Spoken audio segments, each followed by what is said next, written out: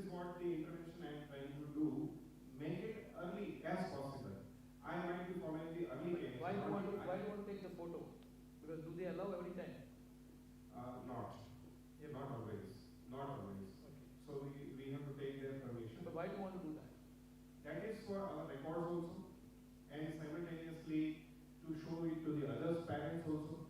I have approximately 150 photo gallery where I have taken different, even myself also, where I am giving breastfeeding to a mother with their permission only, so that sometimes we can show it or we can have a photo gallery. Yeah, this is just to include the performances and the number of the patients getting there. So now we are discussing about the subdomain experience where the IKMC and it is being transferred from the labor room to the INICU or MMICU with KMC positions. So I understand that none of us have obstetric and the neonatal department together. And in that case, if you look at the figures, yeah. Madam, want to one. Yeah, no, madam. Sir. Sir.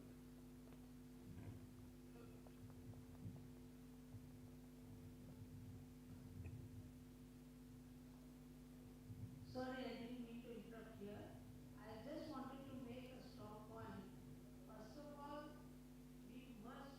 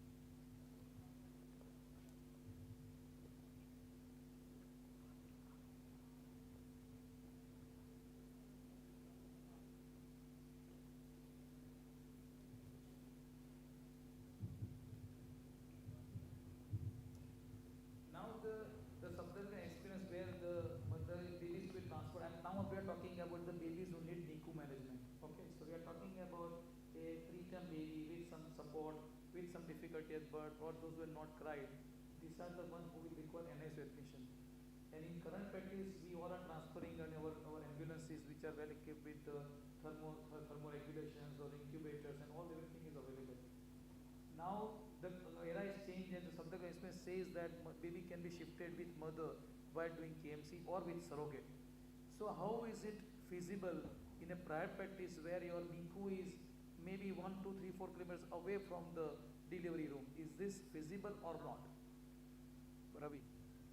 I think in the last 1 year only this new thought has come. Yep. At present, see there are two things.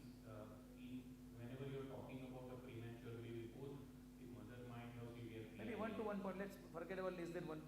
Talk Okay. about 1.2 to 1.8 kg here. Okay. So first we will have to convince the obstetricians. We have to convince the family as well. And I think this all data which has come, is it from a single center where obstetrics and pediatric service is either on same floor or in the same hospital? Yep, sir. So for me, I am dealing with 100% babies who are in different hospitals. Same with me. Yep. So thermoregulation and everything, unless the full data comes, it should come, and why skin to skin or ITMC will give positive results. But there are not many research for shifting such babies, because see, there the video which Professor Chelani showed was into the same hospital where they were transporting to, while here some hospitals have lift, some will not have lift. So how about to go this? Now we will have to think, and it will be a big challenge. Yeah, it's not all about putting it in the practice. Actually, it's a technical challenge. The places where the lifts are not working or small, where everyone can fit into the lift, number one. Number two, carrying the monitors which are handheld monitors, which it runs on the battery, doesn't have the power banks. In that case, monitoring mother and baby both, or surrogate and baby both, fixing them together and transporting in ambulance is not going to be easy. So yes, looking good as far as the subject experience concerned, looking promising, good number of baby had, 98.2% baby had normal euthermy when they reached to the NICU. But in our experience, almost I'll say 95% babies also reach to the NICU in a normal temperature. So the system that we have in practice is as good as what is being observed there. Having said that, zero separations is going to do that. Probably you are looking at surrogates or mother which are to be convinced before delivery that this is how your baby will be transported. Otherwise, in current era, you're taken as I'm not serving baby appropriately, and because I do not have the presence, that's why mother babies on mother's chest. I think in private, mothers will not be possible. Absolutely. It has to be surrogate, because if any complication to mother happens while she is coming to my unit from other obstetrics unit, I think it will be a big challenge. Santosh, what is happening in your place?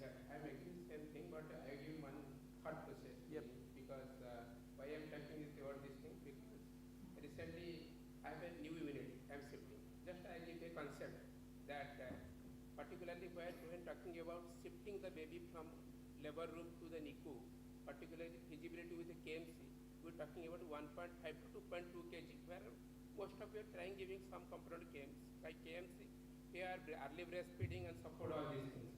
So why you cannot give a concept like that in your new unit? Here to labor room, we have created one HDD kind of room, like that we can allow mother to stay nearby, just near to the delivery room. That means in our new unit, this is coming. That concept we are given, so that this kind of baby need not to go to a very high intensive ICU care. They do not diffuse our attention, particularly to sicker units, where mother are not, this kind of comfort, this category mother will not allow.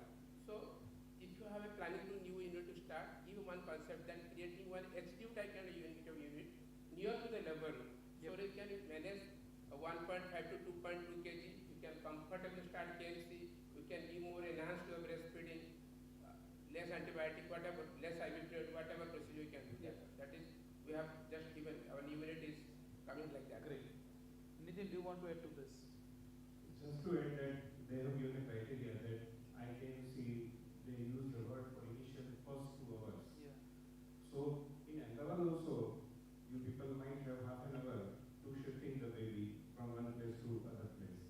And where also we have euthermia time which you can maintain with your temperature regulators. And at my place only 5 minutes. So any gynecologist in my private setup, they are from me they are 5 minutes. So we are shifting the baby within 5 minutes to our care center. And there also, from now onwards, I will start to do IKMC, which I am not doing for initial 22 hours. Because once the baby gets settled, then I am doing it. But I will try to do it in the NICU immediately as soon as the baby reaches by asking the alternate care providers. Fair enough. Now, Dr. Ravi, I'm talking about, say, 28-week-old baby, 1.2 kg, just delivered, started grunting, and really has got Silverman score of about 7, which is almost getting into the intubation phase. We're concerned about giving support to this baby and putting on CPAP. And now we know that the KMC decreases so many things, it has so much benefit. So, when are you comfortable to put this baby for the KMC in this scenario? At present, we have once the baby is stabilized, on CPAP we put, but not as first priority is the life saving. So I would not think of, see, we are talking about KMC in a stabilized baby, or a 34-35 meter if he is running, we can still put, but for less than 28 or 22, we don't have much window time. So first thing is not to do any harm. So first would stabilize the baby, but as soon as the baby is on CPAP and surfactant given, we can start KMC. So we understand that KMC is good for the babies and for everywhere, like decrease in oxygen requirement or the various grunting and better improvement and early nutrition.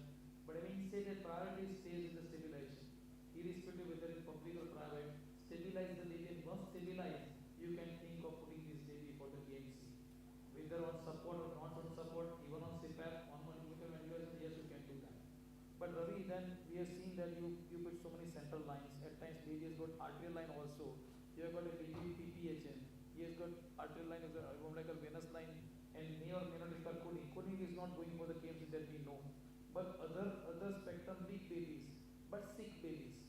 Are you comfortable with KMC on those babies? No, up to CPAP, up to IV line is fine. But if the baby is ventilated or baby is very sick, then I think first baby needs to come out of that phase, because, and then we start KMC. Okay. So stabilization, you are comfortable with that. Support, you are comfortable with that, but not beyond anything there.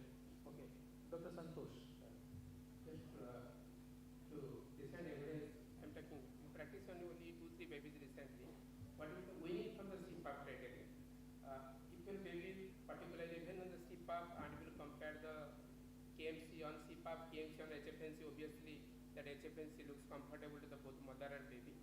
So what the current evidence guidance telling that particularly winning, that they are doing during winning from the CPAP, when baby is coming to little bit lower support, like PPAP 5, PPAP 30%, if you are winning on this baby, either you can win to the HFNC or you can win on the CPAP. I think they have to the success is equal. Yeah. So for that, if your baby is winning on the CPAP, coming to the like PPAP 5, PPAP less than 30%, and you are really interested to start mother infant bonding, if the option of air hook and it is permissible with you, you may choose to take the help of the air hook, one option I'm telling you, and you can start KMC very comfortable. That's one way giving air hook. Support up to CPAP or maybe intubated, but lesser support, maybe 30-40% FIR and maybe regular pressure. Only concern would be the staff. That's biggest hurdle. You are comfortable doing that, but at times, unless the staff is taken into confidence, they also are not eager to put these babies on the chest, simply because the lines, they are always body of putting up the lines, and secondly, extubations. These are as such on support and getting extubated because of the procedure is not acceptable, isn't it? So what do you do, Dr. Nitin, in that case, where your staff is not comfortable, confident to offer CFCB or KMC on CPAP? Well, I have learned from my NICU experience, always respect the staff suggestions. Yep. So when my staff is telling that, doctor, we would not like to move this baby, I always say, okay, when you feel proper, we will start KMC. So with their full confidence only. But mother is there, she wants baby on the chest. Yeah, of course, we allow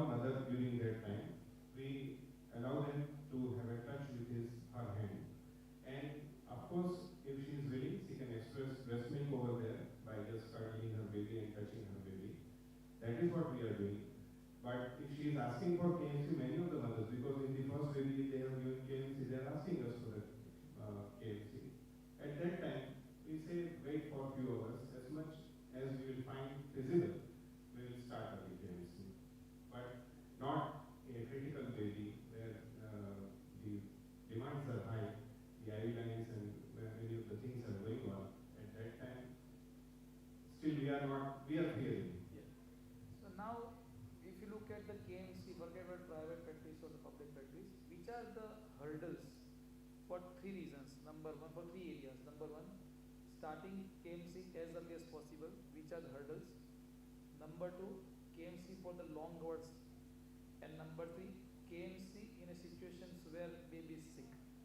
So let's talk about KMC, which are the hurdles to start it as early as possible. Which are the hurdles? Yep.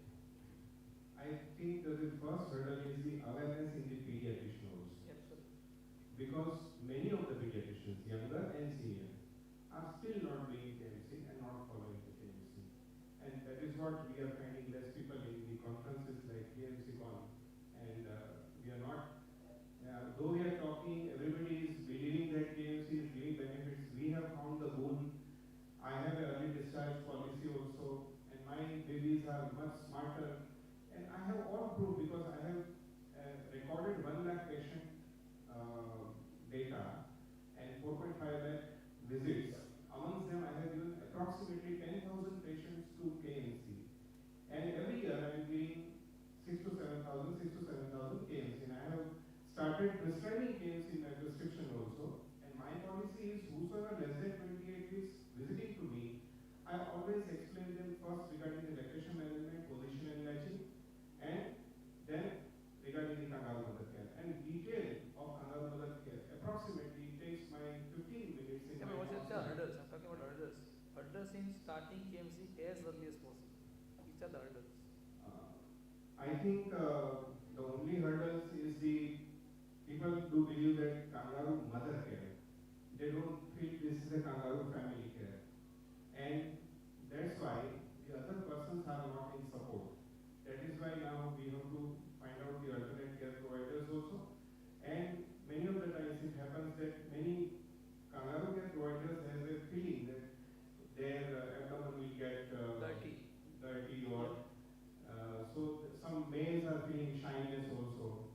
Some of the time people believe that mental situation of the mother is not good. On the contrary, we found that where the maternal depression is there, and if you start KMC, the maternal depression also improves and the baby's weight gain also improves. Second thing will be technicality. See, if we look at the Safdarganj experience, they had a full dedicated team who are going to make it a success. So same thing we have to for obstetricians should be fully agreeing upon that. Pediatricians should have conviction. Your staff should be trained. You have technical teams, all the things how the baby will be transferred. So now if I want to introduce in our unit or Dr. Santosh want to introduce, first thing is we have to put on paper the full protocol. So the technical which is we need to take it out. What I believe that a lot of enteral counseling goes into that. We need to prepare mother that baby will be starting KMC as early as possible. If you are fine, for example, vaginal delivery, she will already 2 to 3 weeks. She need to keep baby on the breast as early as possible, provided she is ready. And she is not there, then she need to put some surrogate or some volunteer to help for the KMC. So that's the biggest thing that we need to do. Enteral counseling goes a long way to start KMC as early as possible in private practice. Dr. Santosh. Apart from this thing, my very honestly speaking, one thing, the evidence like that one, the success of CPA and success of KMC depends on the experienced nursing sister. And like what is the hurdles in the private sector, I am taking you. If I can keep any sister more than 5 years in private sector. 2-3 years they are staying, learning, educating, getting a shift, moving away from a unit to another unit. Either government post is coming or moving some other area. So if you have a good number of senior sister in your unit, your success of CPAC, success of KMC is 100%. Consultant need not to worry. That flow will come in very spontaneously. So how can I hold a sister in a private sector, longer duration, that is a major thing. But that is true for all kind of modalities that is happening in Yeah, ICU, isn't that it? is the only system sister. Yeah. This You is need experience and nursing center completely. Nursing center. KMC room hardly I spend. If a doctor spend hardly 10 minutes morning around 5 because there's mostly what how much feeding, how our nutrition is teaching. But they are staying for long. 24 hours. Yep. So it is their training, their education, their confidence, and time to detect the sickness, when to start newer things depends on their training. Now second hurdle, as I told you, Dr. Ravi, that what are the hurdles which will come for the prolonged KMC? And which are the hurdles that you face in the private practice? I think the facilities and family education and facilities in our unit, these two are the biggest hurdles. See, mother has already tasted the success of thing that she is doing 1 or 2 hours, okay? But then for a prolonged KMC, it will require moral support to her as well from the family, our conviction, and obviously facilities in each and every unit as well. Because we'll have proper KMC chair and everything, but then to spend more than 6 hours, we need to make a ward full of nice things, and even television we can think of. So lot of these things we have to think of. The facilities in the unit who is providing a prolonged KMC, because at present we also do it bedside. So then going to the toilets, and so lot of small. Yeah, lot many infrastructure changes will be required when talking about the prolonged hours of, like the Southern Express is 17 hours of KMC, but for that matter they had a maternal facility in NICU. If someone can get to that level, then only long of 17 hours, maybe 8, 12, 14 years. But mother need to go out, get fresh, get food, get bath, proper sleep, then she can comes in. And most of the setup that we have so far, we do not have maternal and neonatal ICU, except the one which we have seen in the field. So in the current era, what I would suggest that yes, allow mother to be in the ICU round the clock. That is what I'll suggest. So in that case, whenever she is free and she wants to visit the baby and take baby for the KMC, she can do that. And with that kind of facility, we do almost at 7 to 8 hours, but never beyond it, because she need to go home, cook the food, get sleep and come back. So 7 to 8 hours, yes, achievable, not difficult, provided the parents and mother and family is convinced about that. That is what we can achieve. What about the medical legal implications? Like someone is offering KMC in a unit, and suddenly one baby has crashed, and you are not really busy in your practice, and she starts telling to the next mother that doctor was not there and your baby was sick. Have you thought about, have you faced this kind of charges in a private practice when mother is there in the NICU? This thing cannot avoid. This thing will happen because in your unit if you are getting extreme low water babies, they are definitely 15 to 25% LBW will definitely attend the latent sepsis. In spite of the KMC area, we cannot accept the truth. So what we can do, you take the confidence that early identification. What we have done that. What I have seen that in our unit, picking up the baby with latent sepsis is earlier. We actually in our unit basically have a 3 kind of things. One is the level 3, one is the level 2, one is the level 1. Level 1 means, and level 1 is particularly KMC dedicated one where mother is allowed staying in the particularly KMC and sisters are there. Yeah, that's fine. That I'm talking about when a life-threatening event Yeah. to a next door baby. Next door. When one mother is sitting for the KMC. Yes. Have Yeah. you come across this kind of situation? That's what this happened. This actually we have also faced.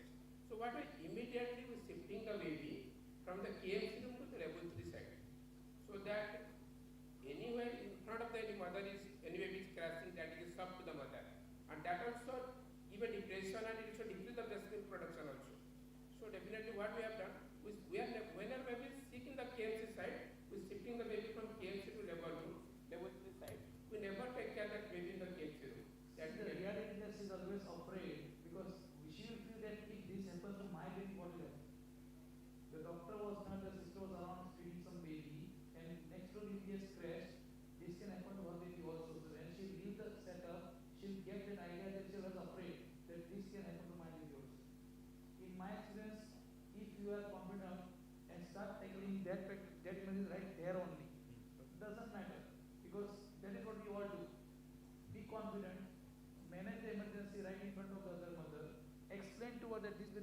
participant, this is what we have done, and things will go alright. Rather than taking next door, she'll be afraid that something has gone wrong. That's why the baby's been tracked to that area.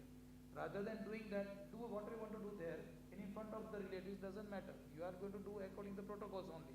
You are not going to hide anything. Yes, Isn't it? Yeah. So, what I understand, what I would like to convey, that confidence matters a lot when a baby is crashed in front of relatives, even of the same parent or some other parents. Your confidence matters most, and the way protocol-wise management will matters the most. We need to summarize. We have to take it for 45 minutes. Unfortunately, because of the time constraint, we are giving for 30 minutes. Of course, two faculties are not there. Apologies for that. In short, I like to give one message from your side as far as KMC in private practice is concerned. Is there any difference in public or private as far as KMC is concerned? No. No It is difference. it is the birthright of the baby, and we should definitely give the baby that opportunity. Okay. Ravi. Definitely no difference, and we should strive to do it as they are doing in public sector. Nitin, can you do KMC in private practice? I KMC in private practice. My slogan is always KMC करके तो देखो. Okay. Thank you very much. Thank you. Thank you very much for the panelists.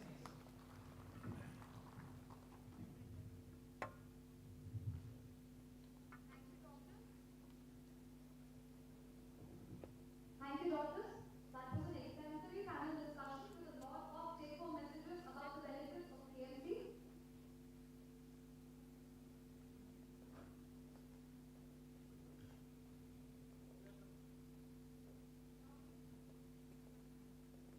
Now we have the memento presentation.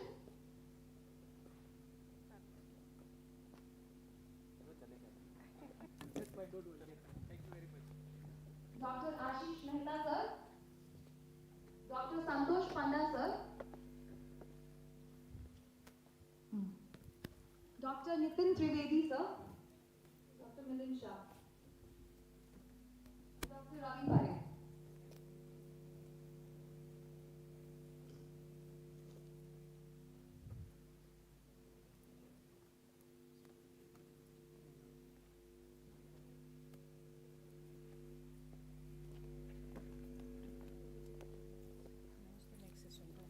I will give you the which paper for 3 paper. Oral में तो 3 तो मैं अभी आपको दे देता हूँ. Our next session will be on KMC study papers by our young researchers. I invite Dr. Ravi Parekh sir to coordinate this session. बीच में madam का नहीं है? So chaired by Dr. Sushma Nangia and Dr. Kmccon. ना उसके पहले उनका lecture है ना? No, sir. Yeah, there is one. There is a KMC and KMC and COVID-19 recent उसके पहले. recommendation. So, yeah. No, there is a ये वही है. KMC and COVID-19. हाँ वो कर दो. J Kumutha. हाँ वो कर दो because she has to go afterwards. J Kumutha. We apologize. Now we have the KMC and COVID-19 recent recommendations by Dr. Professor J. Kumutha ma'am. Ma'am, we request you to please come up on the stage. Meanwhile, oral का बोल दो कि load कर दे वहाँ. All oral presentation they should load it. Load it. पर. Madam का presentation load हो गया.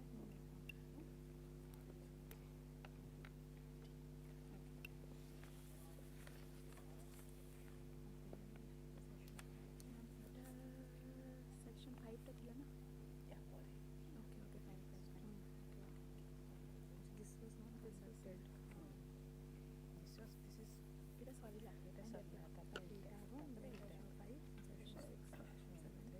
chairpersons ଅଛନ୍ତି. ତାପରେ ଏଇଟା ମ୍ୟାମ୍ ପଳେଇବେ କି ନା? ଡକ୍ଟର ଯେ ରହିବେ ତ ସେକ୍ସନ୍ 5 ପାଇଁ ରଖିବେନି ନା? ସେକ୍ସନ୍ 5 ପାଇବେ. ସୁଷ୍ମା ନାଙ୍ଗିଆ ଅଛନ୍ତି. ଯେ କୁମଥା ପଳେଇବେ ତାଙ୍କର. ପଳେଇବେ ଛାଡ଼ିକି. ଏଇଟା ମୁଁ ଡାକିଛି ଡକ୍ଟର ଡାକିନି ତ କହିବି.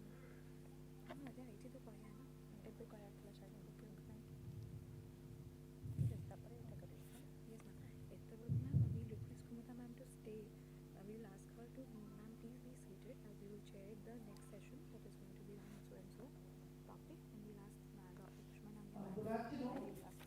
Thank you. Okay. And let's see how many are awake. Okay.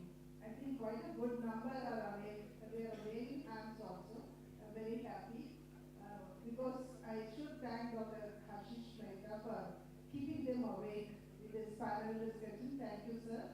At the outset, I would like to thank the organizers for giving me this opportunity, and especially this topic of COVID, during COVID, what happened to KFC and what is the current recommendation.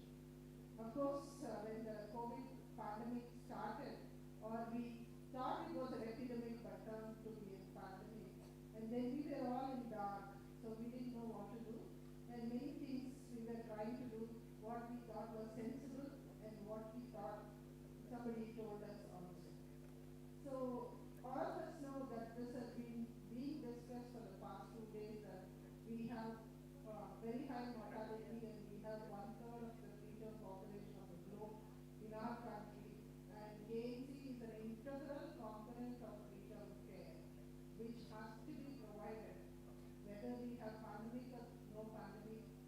Maternity deliveries and babies do come, and what do we do? Separation and deprivation of these babies from this integral care, what is it going to do to not only their survival but also their long-term outcome? That is another important thing. And what is the most important, another impact, the separation of baby and the mother, and also from the family could cause the lactation problems in the mother, where we have to work hard. Already, as far as country in breastfeeding, we are not very good, not either achieving early initiation or exclusive breastfeeding. Our rates are not very, very appreciable, though NFHS has shown some improvement. We needed all these things. So what was the area of concern as well as practice of KMC? So we all of us know KMC has at least the 2 important components along with follow-up and discharge, which is skin-to-skin contact, and the second one is breastfeeding. So these are the things which went in for a toss. Like in fact, many of the mothers were going here and there for delivery itself, because there were COVID designated centers. Many of the district hospitals closed their delivery maternity wing. They said they have to go to next nearest center, or the PHCs were not conducting deliveries. They were saying go to upgraded PHC. So this is the turmoil which was going. And second, we didn't know whether there was risk of transmission from mother to baby, whether it occurred vertically or whether it occurred horizontally by close contact. We didn't know what is going to happen to the baby. Are we wise in keeping the baby together? Are we wise in keeping the baby apart? So that was a question in our mind. And also the recent analysis, which I think we will be talking a little later looking at this paper, has shown us that depriving this baby of KMC and breastfeeding is going to cost us more than the risk of COVID-19 transmission. That is what is important. And because of this discontinuation, we are really jeopardizing their survival and their right to have a proper neonatal care. So that is the lesson we learned. Of course, for us to learn this lesson, I think it was a gradual process. It didn't come immediately, though I would say ICMR and the early part, the role of NNF and other bodies in India, of course even KMC Foundation and BPNI, had a say and tried to advise the Ministry of Health in coming to the proper guidelines. See, all of us know this was the scenario. COVID isolation ward, every ward was converted and every facility was converted as an isolation, and all the NICU had only babies, not mothers inside in the early part of the pandemic. And let us see what was the lesson learned from SARS-CoV-1, which happened in 2003. In fact, I think we should have hatched or latched on to this information much earlier than we did during the pandemic, because they have clearly told that lactoferrin human milk was known to interact with this HSPG cell receptor, interfering the first anchoring of the viral cells. This is a very good information which we could have latched on to us. And again, not only that, it also prevents angiotensin converting enzyme receptor, which otherwise will result in full-blown infection. So breast milk has got protection within itself to prevent the baby from getting into COVID-19 infection. And also the presence of oligosaccharides in human milk acts as a barrier and also a prebiotic, and again prevents attachment to the virus. And also in breast milk, antibodies to SARS-CoV-2, which is a strong neutralizing antibody, has been found. So this is the evidence which has been there in SARS-CoV-1 2003 itself, I think, which is again an eye-opener for us. And what is the current recommendation?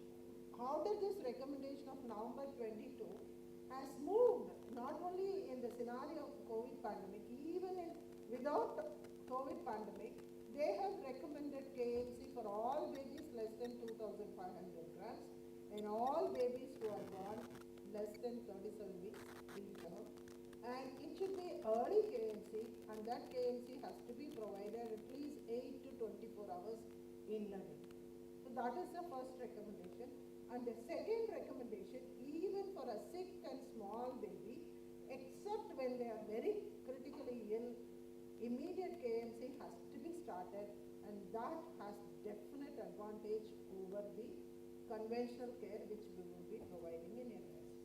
So whether we have COVID or no COVID, we have from SARS-CoV, no, 2003, we have seen that not only the risk of transmission is less if the mother is breastfeeding with all the infection control practices, her breast milk also has COVID antibodies.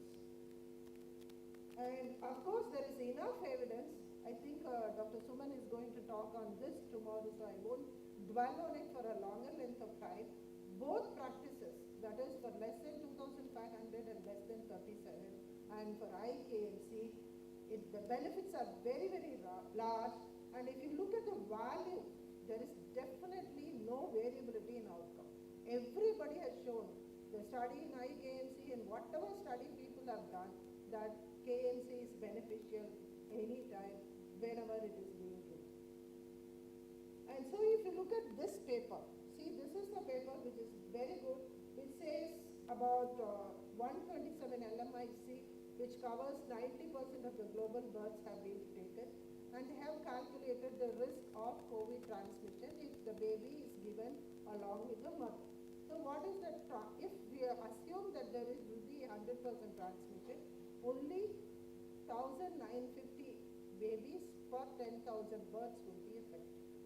But on the other hand, if you give 100% coverage of case without isolating the mother and the baby, we would have saved 1,25,680. And if this mortality reduction, if you have universal coverage or 100% coverage, is 65 times, provided we take the risk as 100%.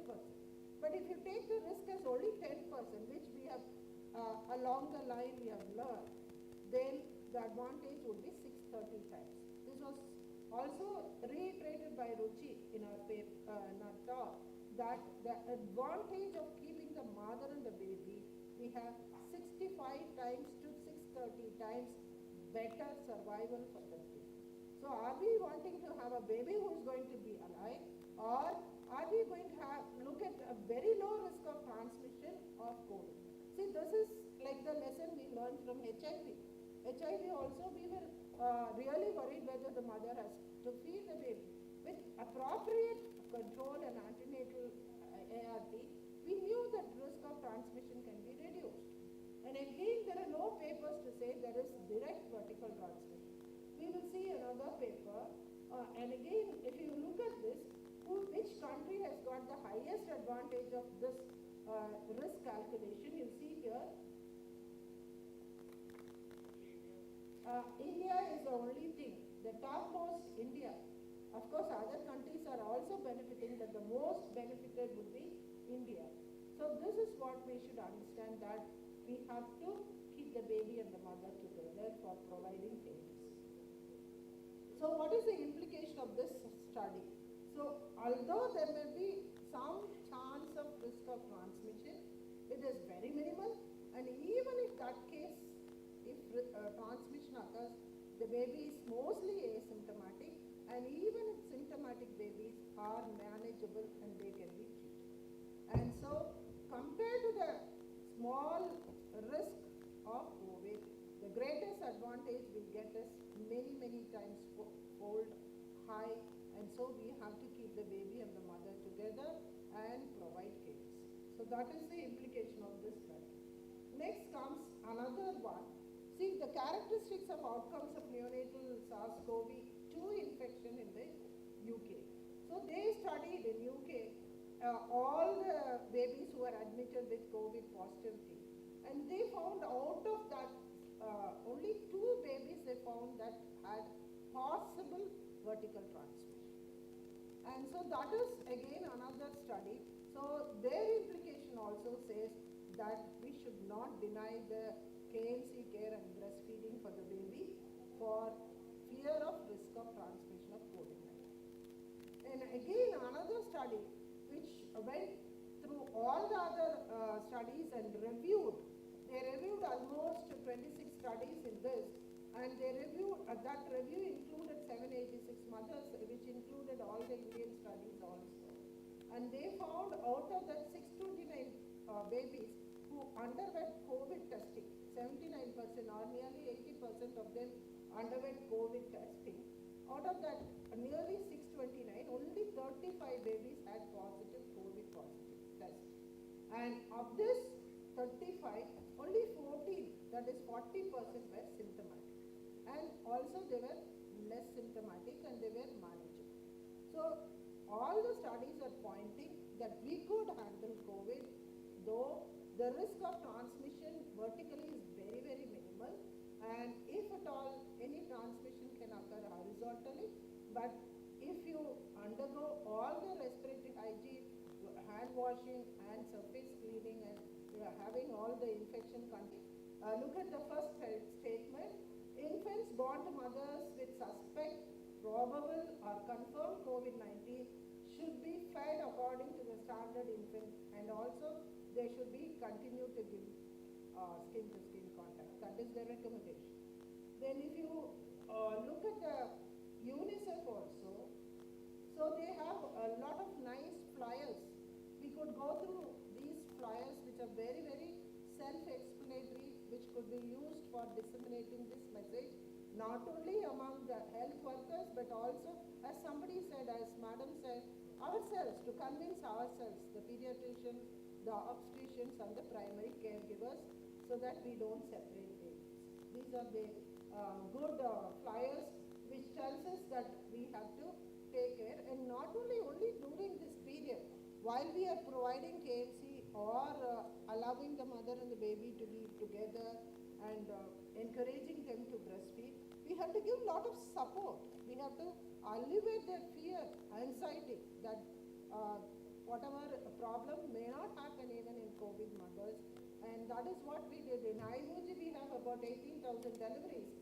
In the initial part, we were isolating, but after that we had so many COVID positive mothers, we didn't have any place to isolate them. They had to go to the normal postnatal ward, most of the COVID mothers, and their babies also had to go along with them, and we found nothing happened, even before these definitive guidelines came.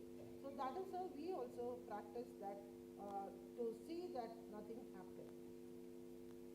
And again, UNICEF also has endorsed this, that if you see the, guideline, that skin-to-skin contact and breastfeeding should be continued. Only they added another recommendation that this should not be a scenario where a lot of artificial feeds are being promoted. So we have to protect breastfeeding, and that free subsidized supplies should not enter.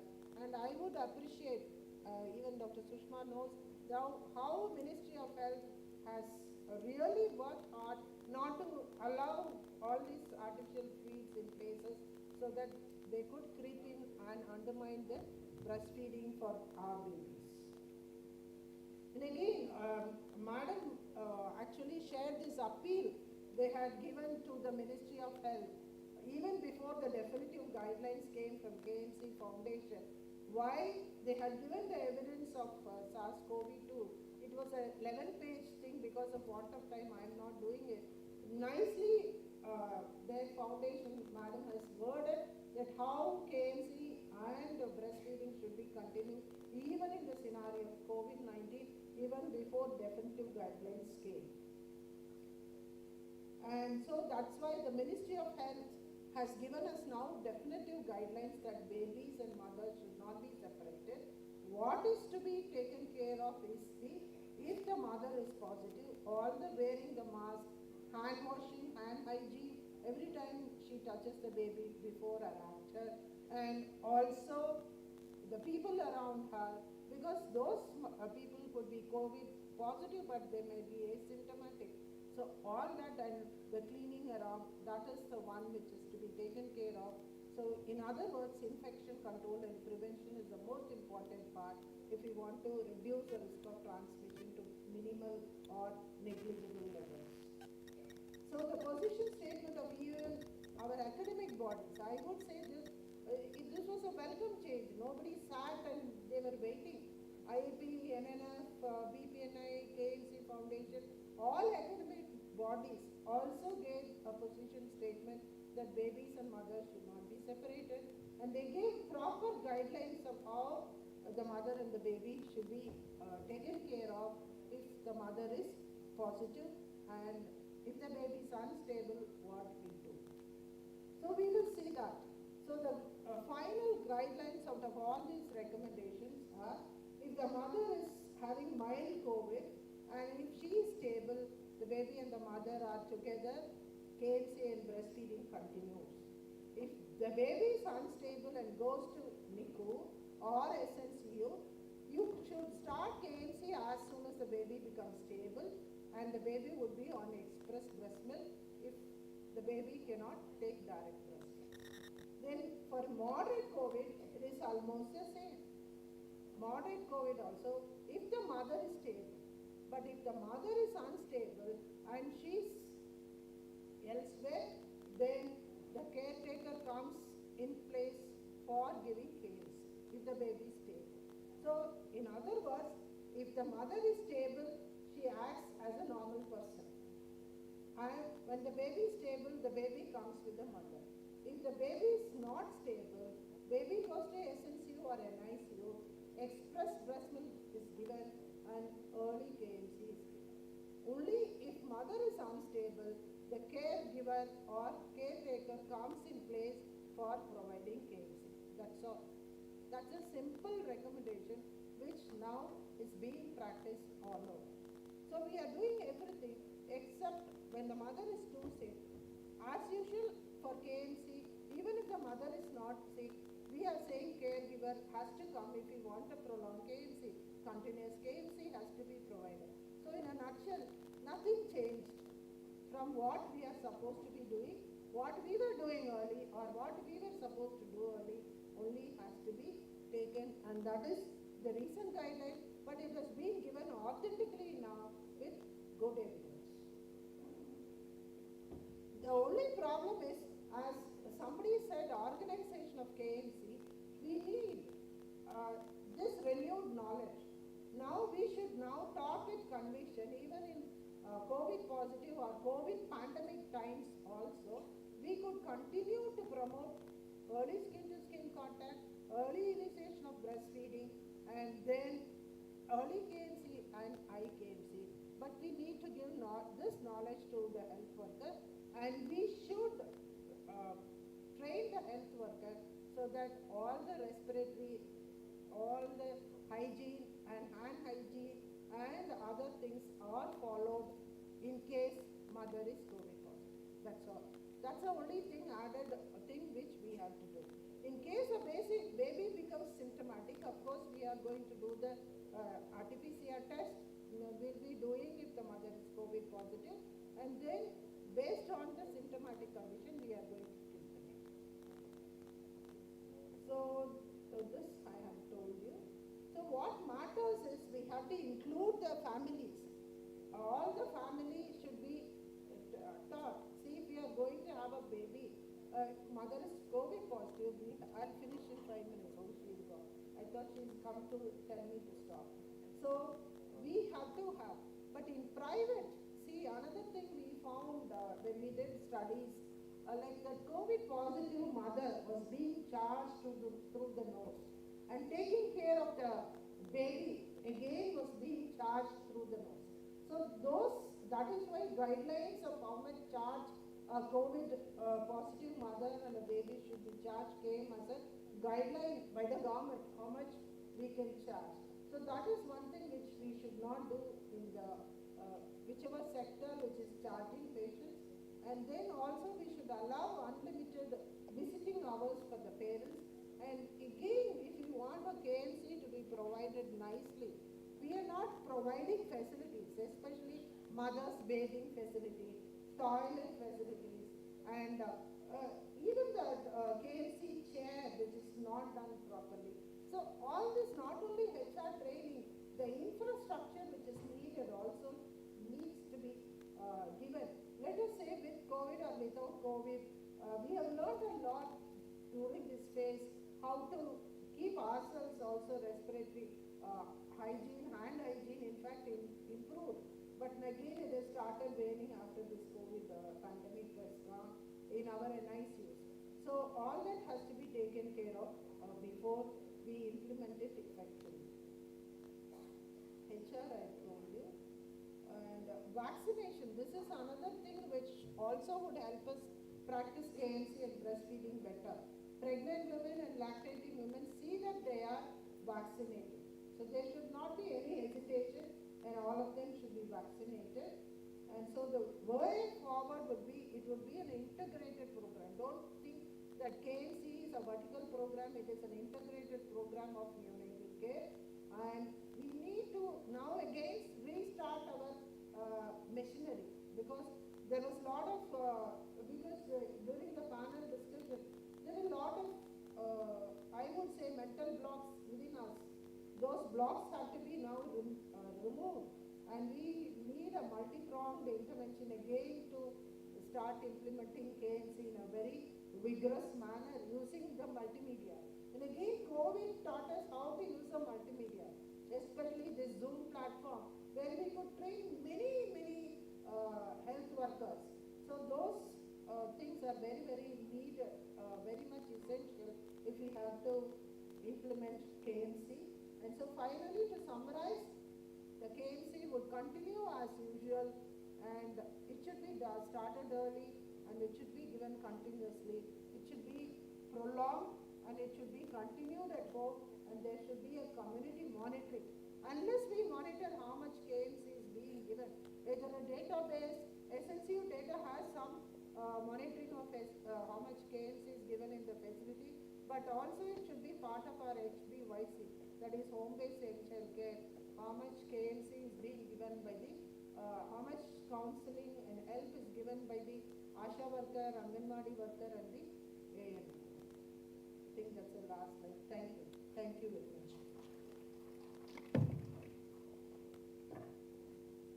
Thank you, ma'am. That was a wonderful presentation. COVID-19 has been a real eye-opener for all of us. Now I request Dr. Ravi Parekh sir to please come up on the stage to felicitate Dr. J. Kumudha ma'am. Ma'am, please come on the stage.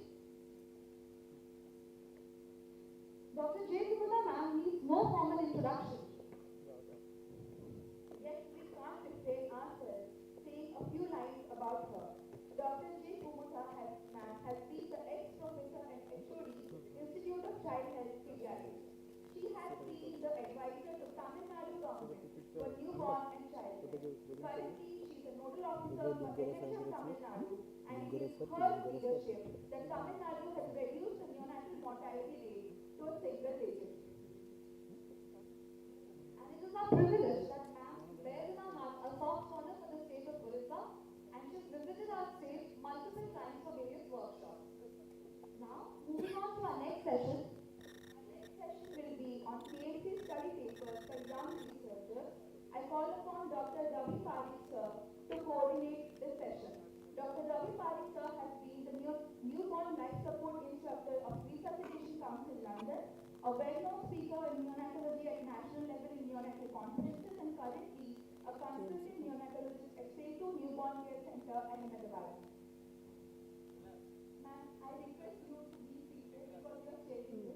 Copy paste We request Dr. Sushma Nambiya ma'am, please come upon the stage. She is a professor and HOD of neonatology, Kalabari 7 Children's Hospital, Delhi. She is also the present president of NNS, a very eminent personality. She has done dedicated work in the preparation of the FDNC, facility-based newborn care module and program. She has traveled throughout the longitudinal and latitudinal extent of the country to ensure quality newborn care. As Dr. Mehta has said, that high quality newborn care is every newborn's birthright, and ma'am has left no stone unturned to provide this. Currently, she is involved in training and establishment of programs. With this, let's begin our next session.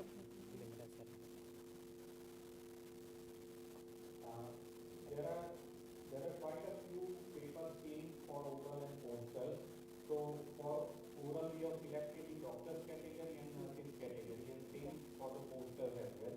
So oral paper there were three, but unfortunately one presenter couldn't come. So there are two oral papers in a doctors category, and there is one oral paper in a nurses category. And each of them will get a prize, one prize from each category. And same after this session, the poster walk is already been done and the judges are already there. But because we need to learn from the young researchers as well what they are doing and what is the current scenario. So they will be also coming after oral papers and presenting for 2 minutes their paper. So almost eight posters are there and 3 orals are there, and it will be a very good experience because always, even in a KMC conference, we get almost 12 to 15 posters, which is very good, and I congratulate all the academicians also who encourage their young researchers for KMC presentation. Thank you very much. So, for the oral papers in doctors category, first I would invite Dr. Devika to present her.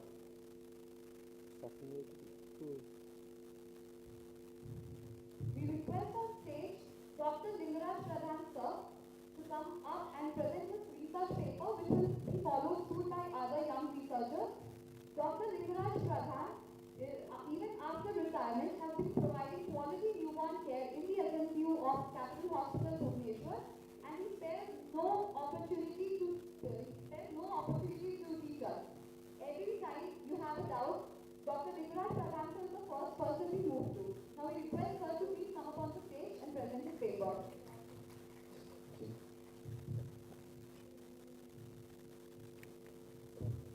Excuse me. Dr. Ravi?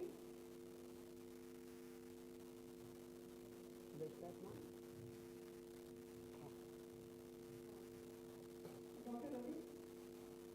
So what is your duration for presentation? We need to know. So how much time for them to present? So please spell out the rules. The rules for the presentation.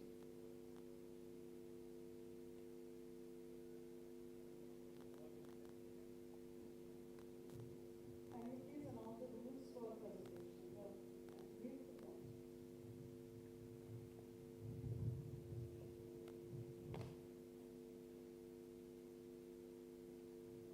So, okay, then you can finish your presentation because it was unexpected. I will be finished. Okay, fine. Then we move for oral paper. Welcome to the land of Lord Jagannath.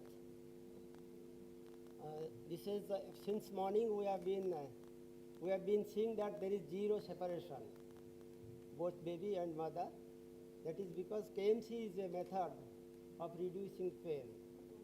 So out of all procedures in the neonatology wing, as we have seen, the ROP screening is the most challenging procedure where baby suffers maximum pain.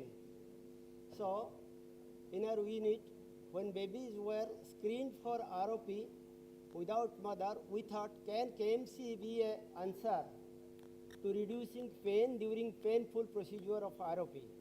So this study was designed along with Capital Hospital and MOU with LV Prasad Eye Institute with permission of Government of Odisha.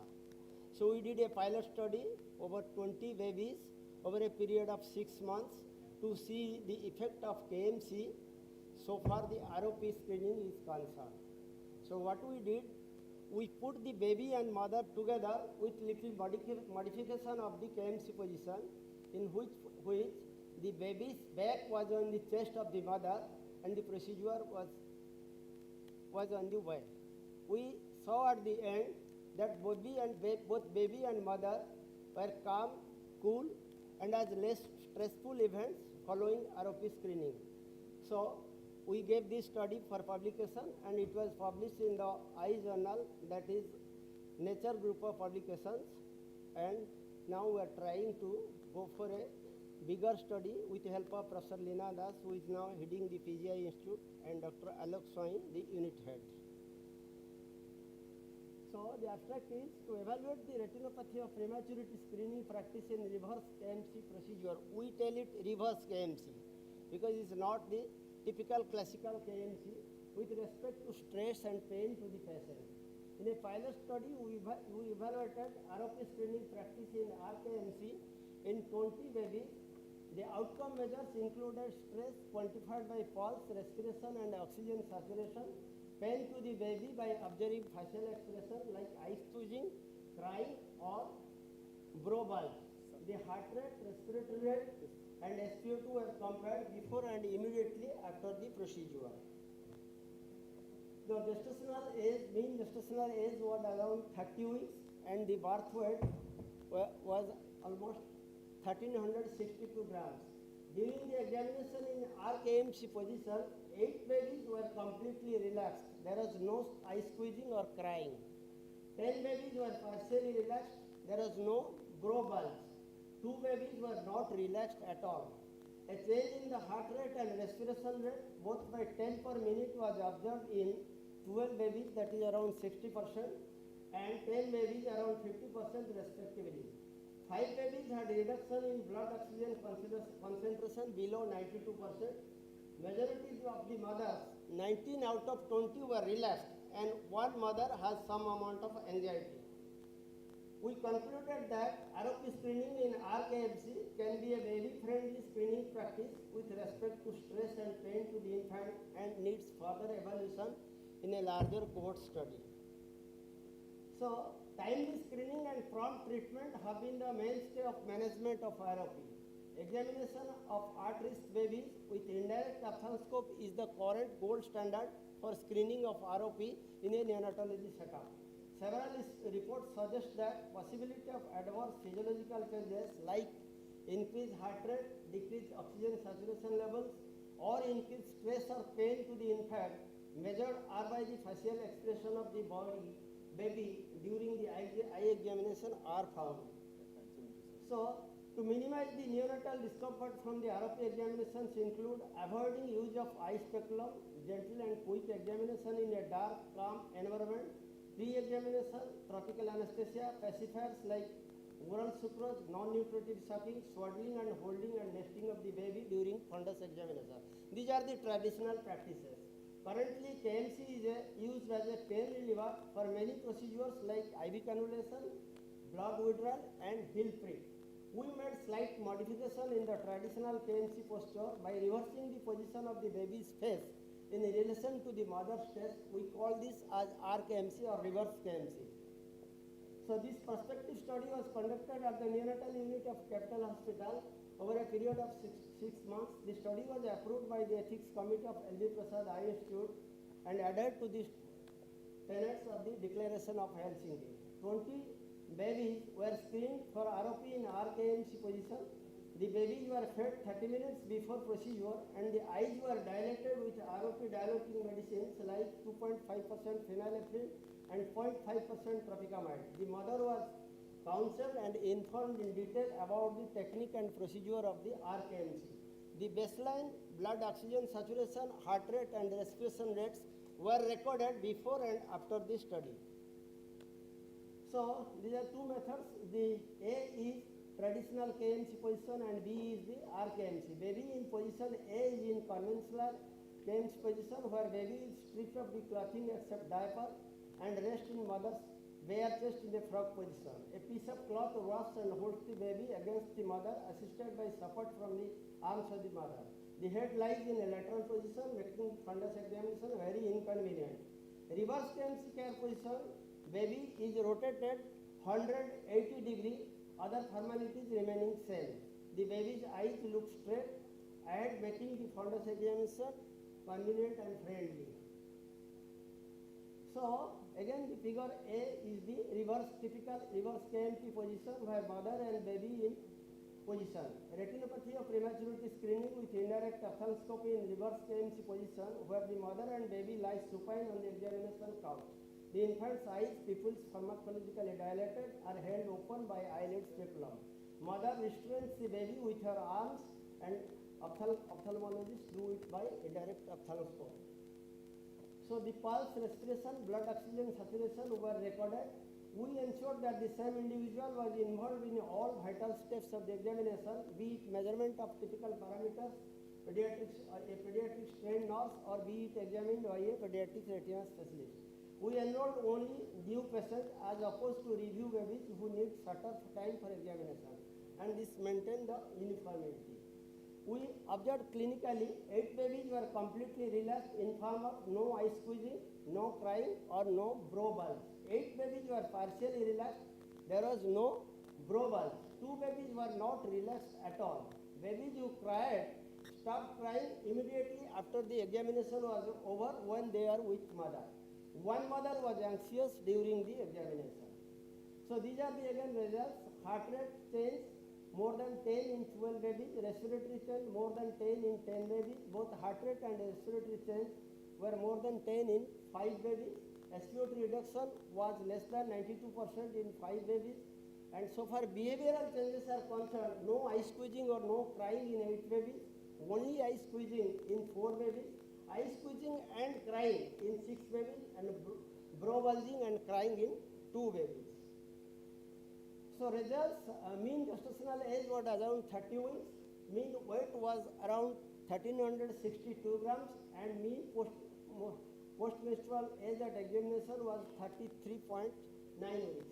The change in parameters were p-value, heart rate was 0.9108, SpO2 was 0.3965, and respiratory rate change was significant, 0.037. Out of the 3, the p-value in case of respiratory change is very significant.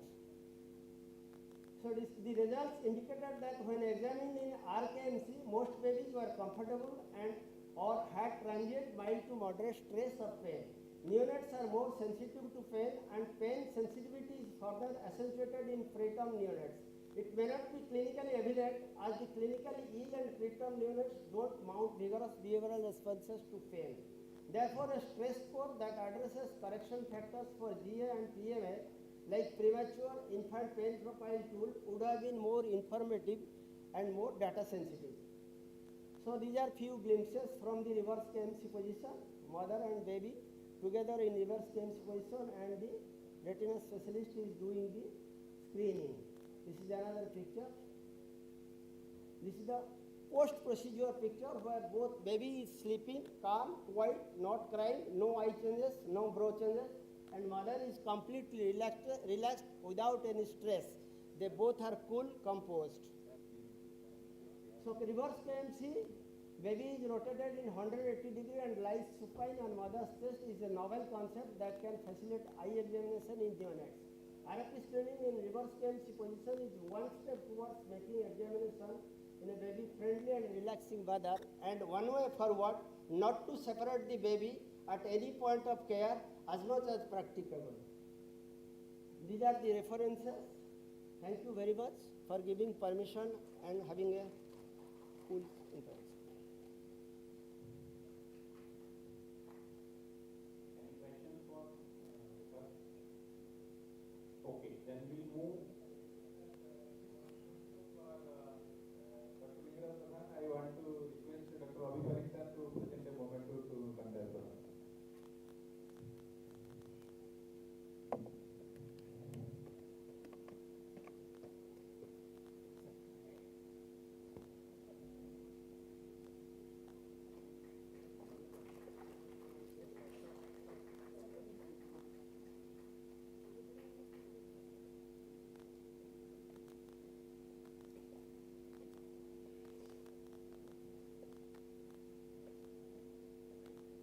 Okay, so now we'll go to the new session for the oral paper for the young researchers.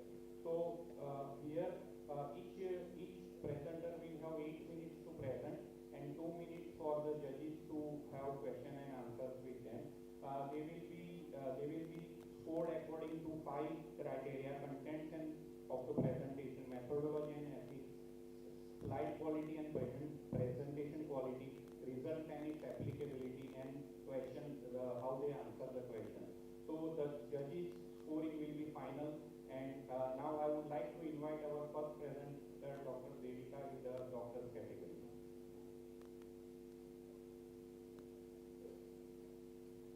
Dr. Devika.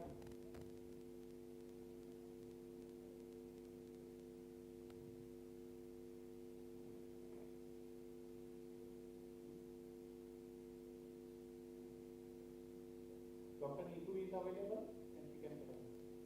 Yeah, Dr. Neetu, please go ahead.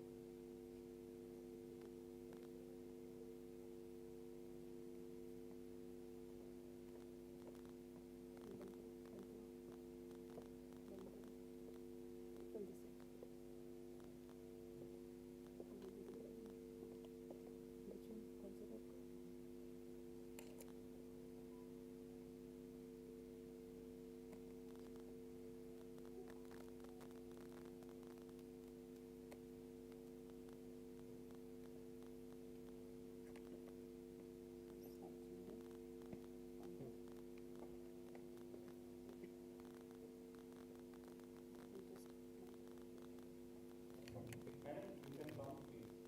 Dr. Kumuta Madam, Dr. Sukma Madam, please.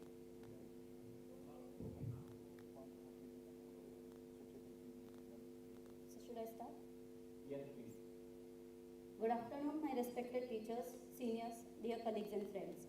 This paper is a quality initiative study to increase breastfeeding rates in KMC position.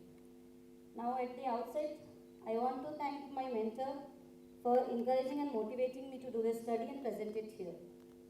Now why this study? We know that neonatology is an evidence-based science.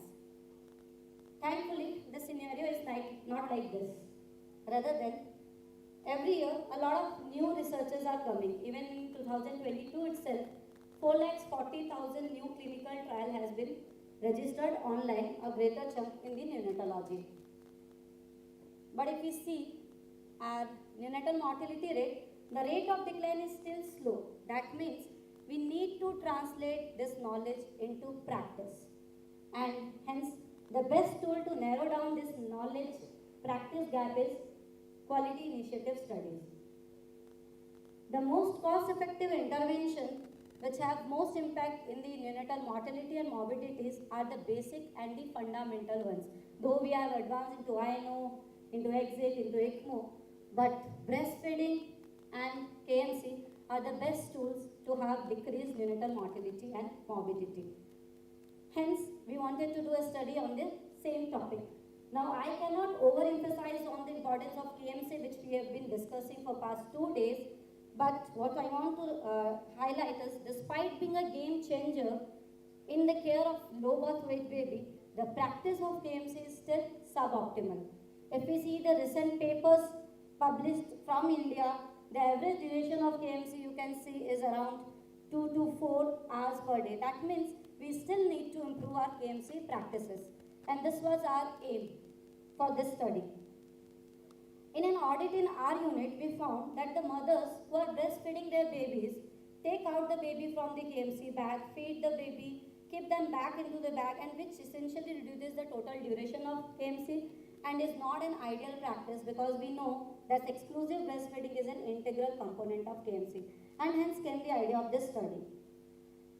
Knowledge attitude practice study done in our own institute showed that 91.5 mothers lacked the knowledge that the exclusive breastfeeding is a component of KMC, though 3/4 of them had a high overall knowledge about the KMC. The same study, we found the average duration of skin-to-skin contact was around 8 to 12 hours, but only 6.8% of the mother were practicing breastfeeding in KMC position. Another study done in 2006 had the similar result, where 1/3 of the mother found it challenging and uncomfortable to feed their babies inside the KMC position.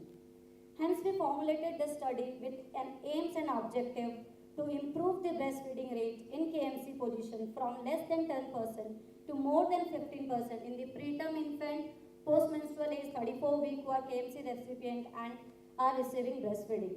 We also wanted to know this practices how it is going to increase our total duration of KMC, which was our secondary aim. Now we followed the point of care quality initiative module, formulated a team with 2 faculty members, 2 residents, 2 nursing staff, assigned them role of team leader, supervisor, analyzer, observer and communicator.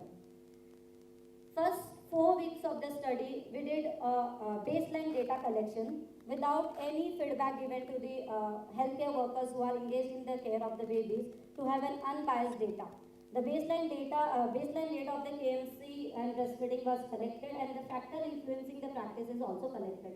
We did focused group discussions and brainstorming session to find what are the main barriers to implement to have the normal change.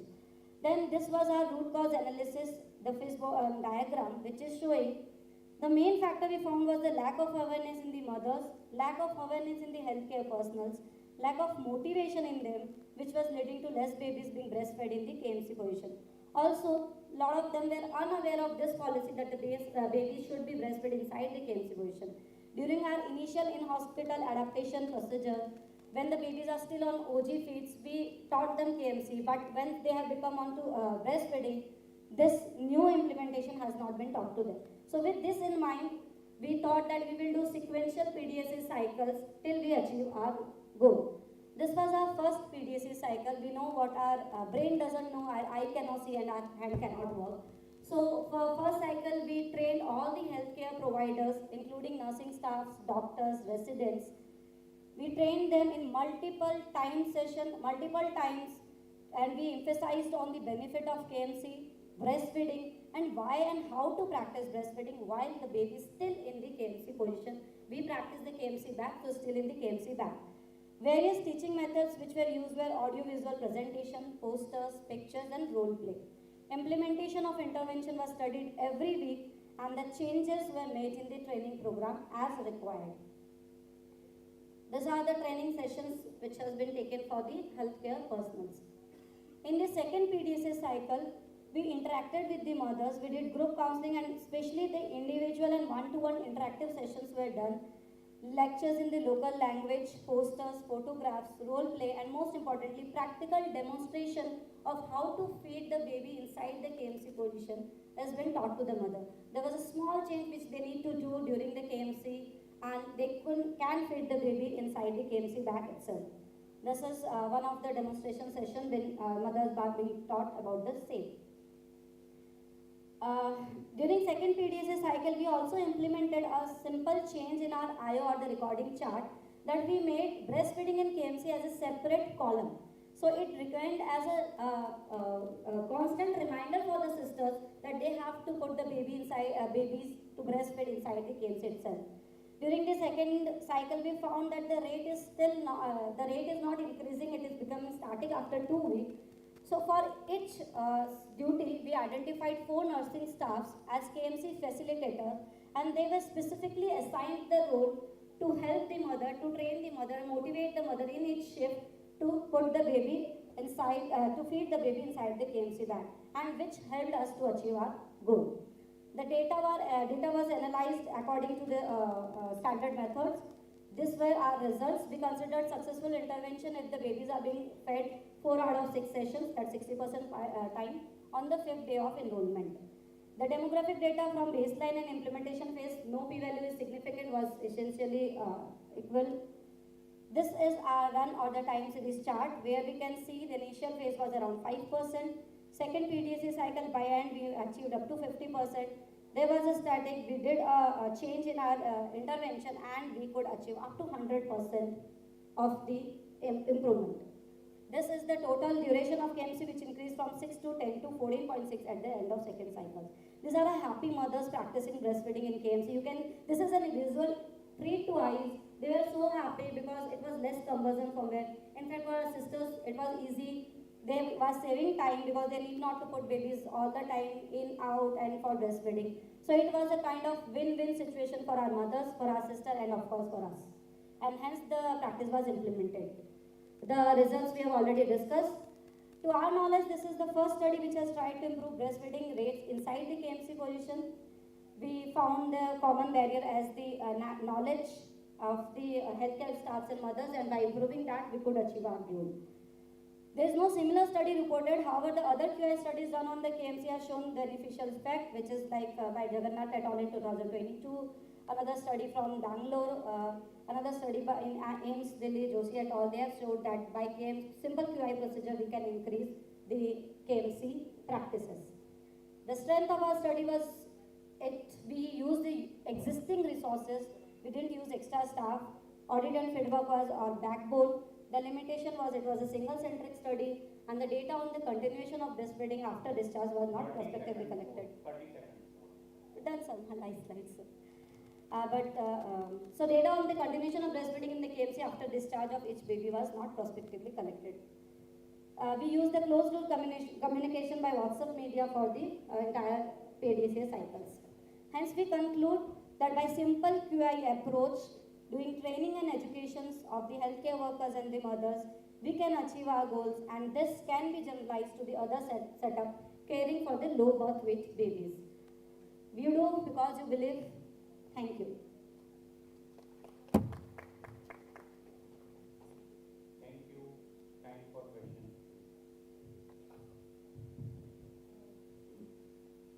Thank you, Dr. Neetu, Thank you, ma'am. for this presentation. And the question for you would be, first one, what is your title? Mundhada. No. Sorry, not your family. The title of the study. Sorry.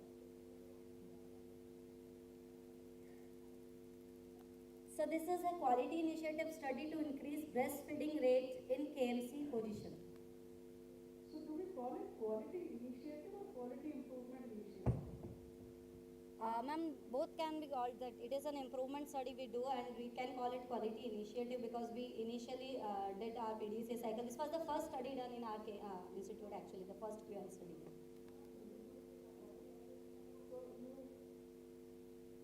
Alright, and what is PDSA? Ma'am, it is plan, do, study, act cycle, which means you plan a change, you do it in the small, then you study it, and then you act accordingly. I get that. So in the first PDSA, there was a planning and there was a doing, training. No, you need not show. I remember what you presented. So there was something that you planned and then you did. So where is the SA part in the first PDSA? Ma'am, we were doing the data collection at the end of each week of the cycle because each PDSA was of 1 week. At the end of third day, we used to collect the data and we used to change our training programs. So like initially we were doing only morning sessions. Then we found that the sisters are coming after 4th day for the night shift. So this changes we did, we studied these changes, and then we made the program every, like we used to train them in the morning, afternoon and night sessions also. So that was included in the study and act cycle. So that should come up clearly over here. Every third day we used to review and the changes were done at the seventh day. That should get reflected in your presentation. Okay. But this was the planning, this was what was done, this was what was studied, and we found deficiency in this, so this action was done. In the second PDSA, you had 4 KMC facilitators that you appointed. Yes, madam. So is that QI or is that QA? Ma'am, that was adaptation of the changes which we did. So actually, we were seeing that just training the healthcare workers and helping mothers. Yeah, we will understand the difference between QI and QA. When you adapt the changes, madam. That's not it. It's okay. This is a very good attempt on your part. So quality improvement is where you are doing it without any addition. When you say QA, it is quality assurance. So you need some equipment, some personnel, something to be added so that you can achieve what you are aiming. Ma'am, actually we didn't added new staffs. The staffs were already in the transitional care unit. So we just designated them as a KMC facilitator. So this is something that was done, and that comes as a QA, that this was needed for you to achieve your aim of quality. Okay. Thank you. See, making the pictures while you are doing the training, like all of them are standing, that is at least a demonstration. Why was that? You were in the picture show, you were showing demonstration of how to feed a baby. Yes, yes, ma'am. Why is And that was a group discussion going on where mothers, all the mothers are sitting. We residents are standing actually, madam, and it is in our the corridor of our NICU. So all mothers were sitting, the residents and the person who is teaching. Obviously, you demonstrated how feeding, breastfeeding can be done in a KMC position itself. And that was a group class. For one-to-one interactive session, we used to do it inside our KMC unit itself, in the transitional care unit, not in here. That picture I have not included. This is just a group discussion. Okay. So, did you design a special pattern, what you were usually using, or?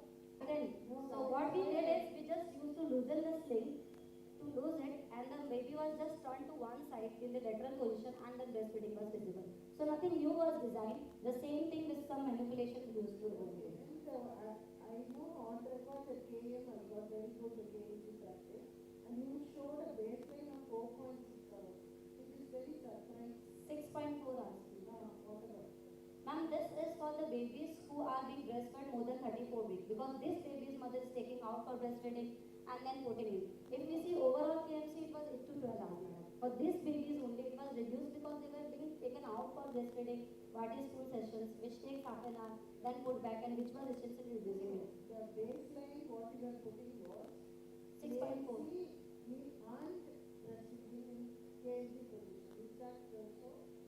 And there are two baselines. One is breastfeeding in KMC position, which was less than 10%. One was average duration of KMC, which was 6 hours. 6.4 hours. For these groups only. Overall, it was 8 to 12 hours for babies who are like ELBWs, who are already RT fit. They've been fed inside the KMC bag all the time. These mothers are taking them out, and hence the total duration was decreased.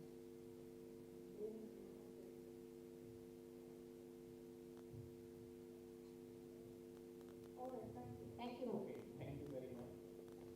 Dr. Devika is available in doctor's category, and otherwise we go for the nursing category.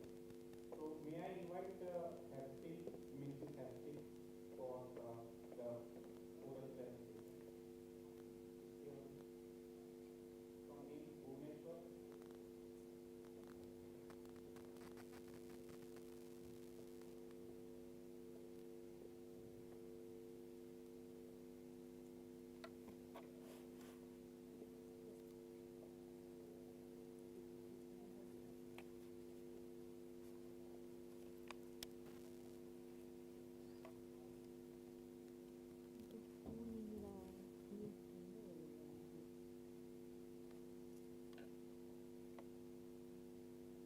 Directly आपकी PPT से डाल दो बिल्कुल जगह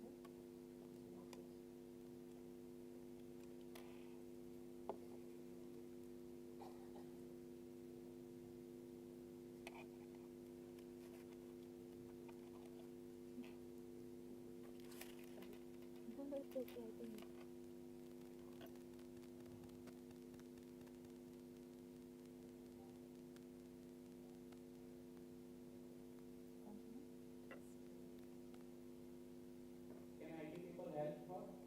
Yeah, please.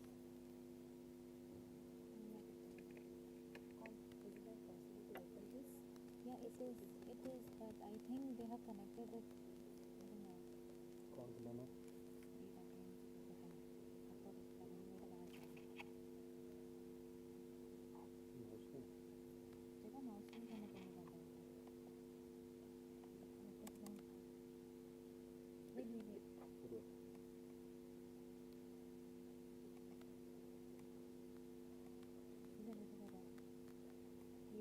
अरे यार वही वाला था पिता वाला पेन ड्राइव लगी चल पेन ड्राइव लगी चल रो अरे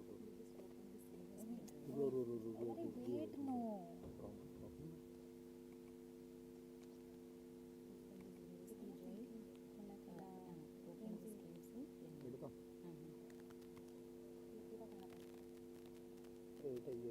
slide change I'm not using, I will be using this.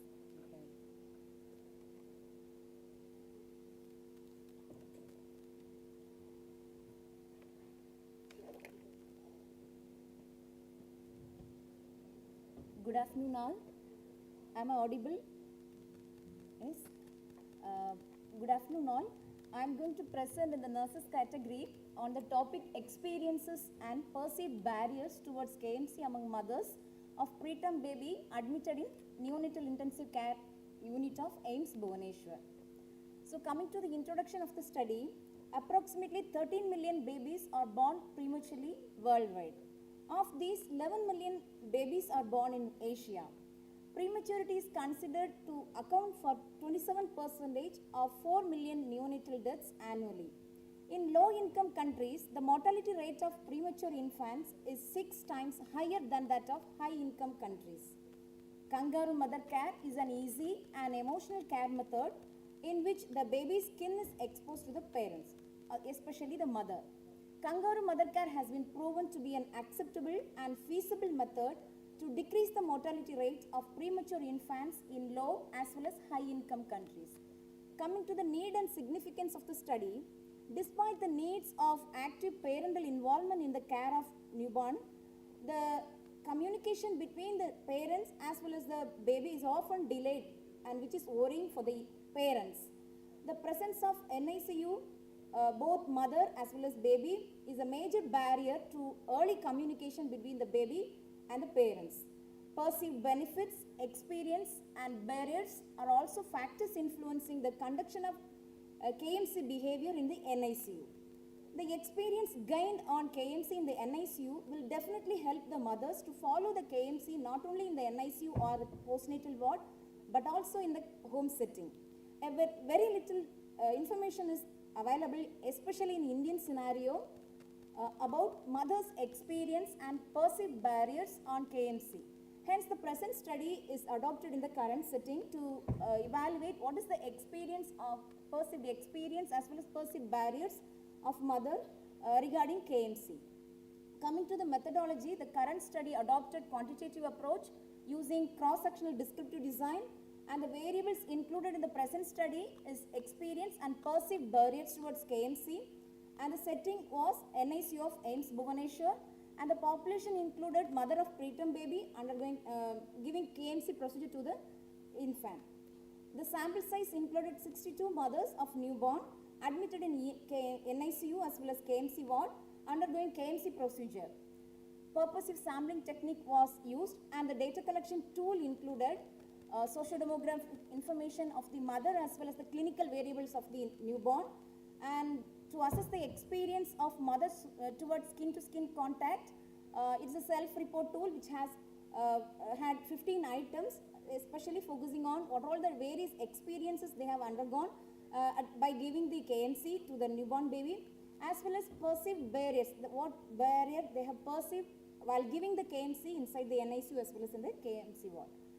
And institutional ethical clearance was obtained from AIIMS Bhubaneswar, and using the purposive sampling technique, mothers who admitted in mothers of newborn who are admitted in NICU, KMC ward, and started KMC at least minimum 24 hours included as the sample, and the purpose of the study was explained to the mother, and informed consent was obtained from them, and self-report tool to measure the experience as well as perceived barrier was used to the mother. And coming to the results of the study, coming to the frequency percentage distribution of socio-demographic information of the mother and the neonates, majority of the neonates where the gestation age was between 31 to 34 weeks, and the newborns were male, and the birth weight of the newborn was 1000 gram to 1500 gram, and majority of them were firstborn, and the second and third born newborns were 26, and the question asked the mother whether they have given any history of previous KMC to the other, elder sibling, elder child. They have said no. Out of 26, 24 mothers said no and 2 said yes.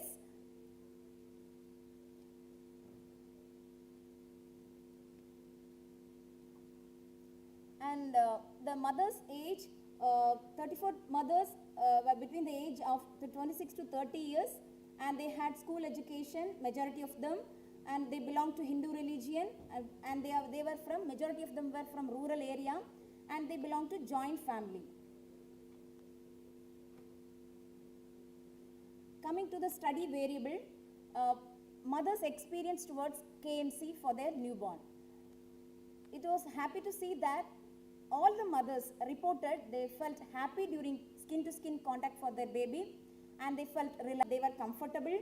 93.5% of them said it was very interesting experience for them in the NICU to give skin-to-skin contact for the preterm baby, and 87% of them expressed that they felt like feeling of motherhood in the NICU, and 90.3% of them experienced like skin-to-skin contact helped them to feel the love towards the baby, and 70.9% of them said like I could see the happiness in the eyes of my baby during skin-to-skin contact, and almost all the mothers said they have received information from about skin-to-skin contact from the healthcare professional, including doctors as well as nurses.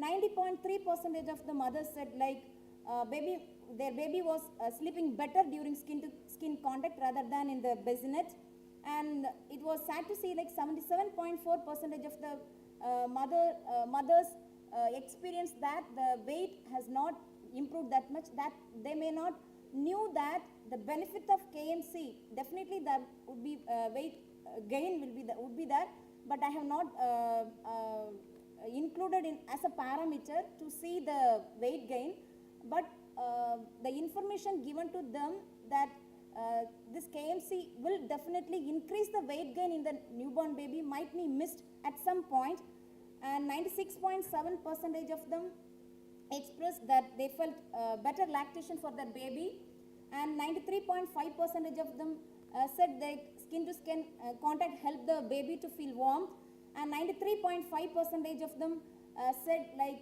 they were participatory, like family-centered care, such experience they have got in the NICU, especially through KMC, and 93.5% of them said like because of skin-to-skin contact, they could spend more time with the baby in the NICU. And this is about the perceived barrier towards KMC, what they perceived in the NICU. Nearly 19.3% of the nurses perceived that lack of support from the staff.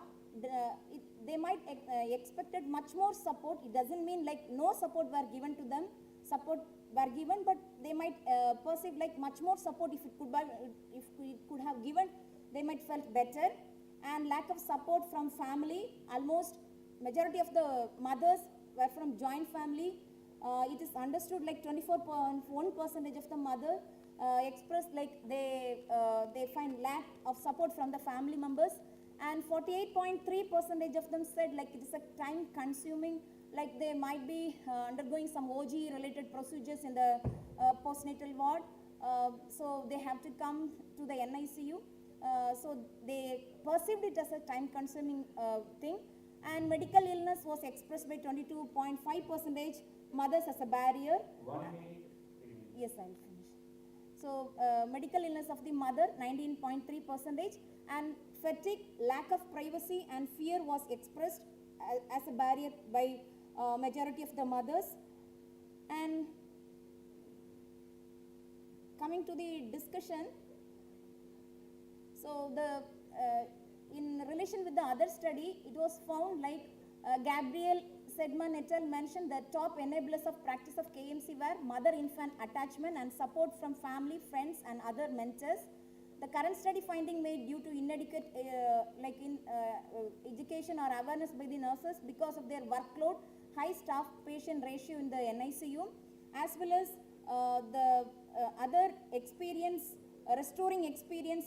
Other literature says like heartwarming experience, relieving emotional suffering, rewarding experience, natural instinct, early experience, finding a role, improved self-esteem, feeling of control, supportive environment, as well as energy draining experience mentioned by the other literatures like feeling exposed, it means lack of privacy, environment as an obstacle, physical and emotional burden, incongruence between wishes and demands. And coming to the implication, the current study has great implication in nursing practice.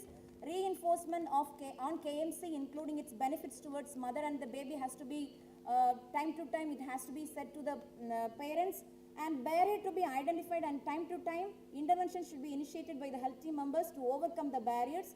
And to the nursing administration, maintaining staff patient ratio in the NICU is very much important, because most of the time mothers time is required to motivate, encourage and educate the mothers regarding KMC.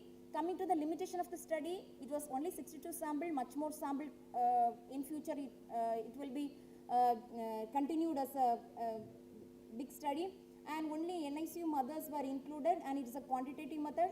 Coming to the recommendation, other than this quantitative, qualitative study on experience as well as barriers can be studied, and follow up of this KMC maybe mainly after discharge in the home, how they are practicing, what all their experience, what all the barriers at home can also be studied.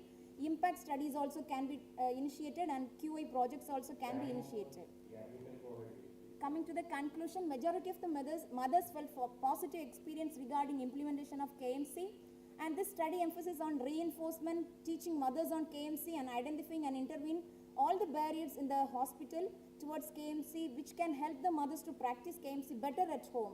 I would like to acknowledge all the mothers and newborn participated in the study, as well as the support rendered by the neonatology team to conduct this study. Thank you.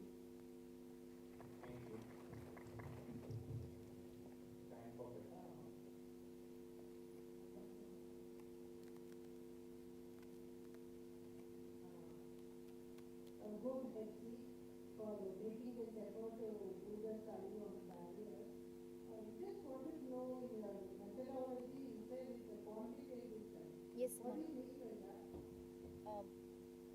Method or quantitative approach. It's a quantitative study, and in your recommendation, you have said we have to do a qualitative study as one of the options. Yes, ma'am. The current study was a adopted quantitative approach. Qualitative approach, we can conduct interview with the mother as well as with the healthcare provider in relation with the mother, especially experience of mothers about giving KMC to the baby as an interview, which can be recorded, and qualitative analysis can be done. Okay.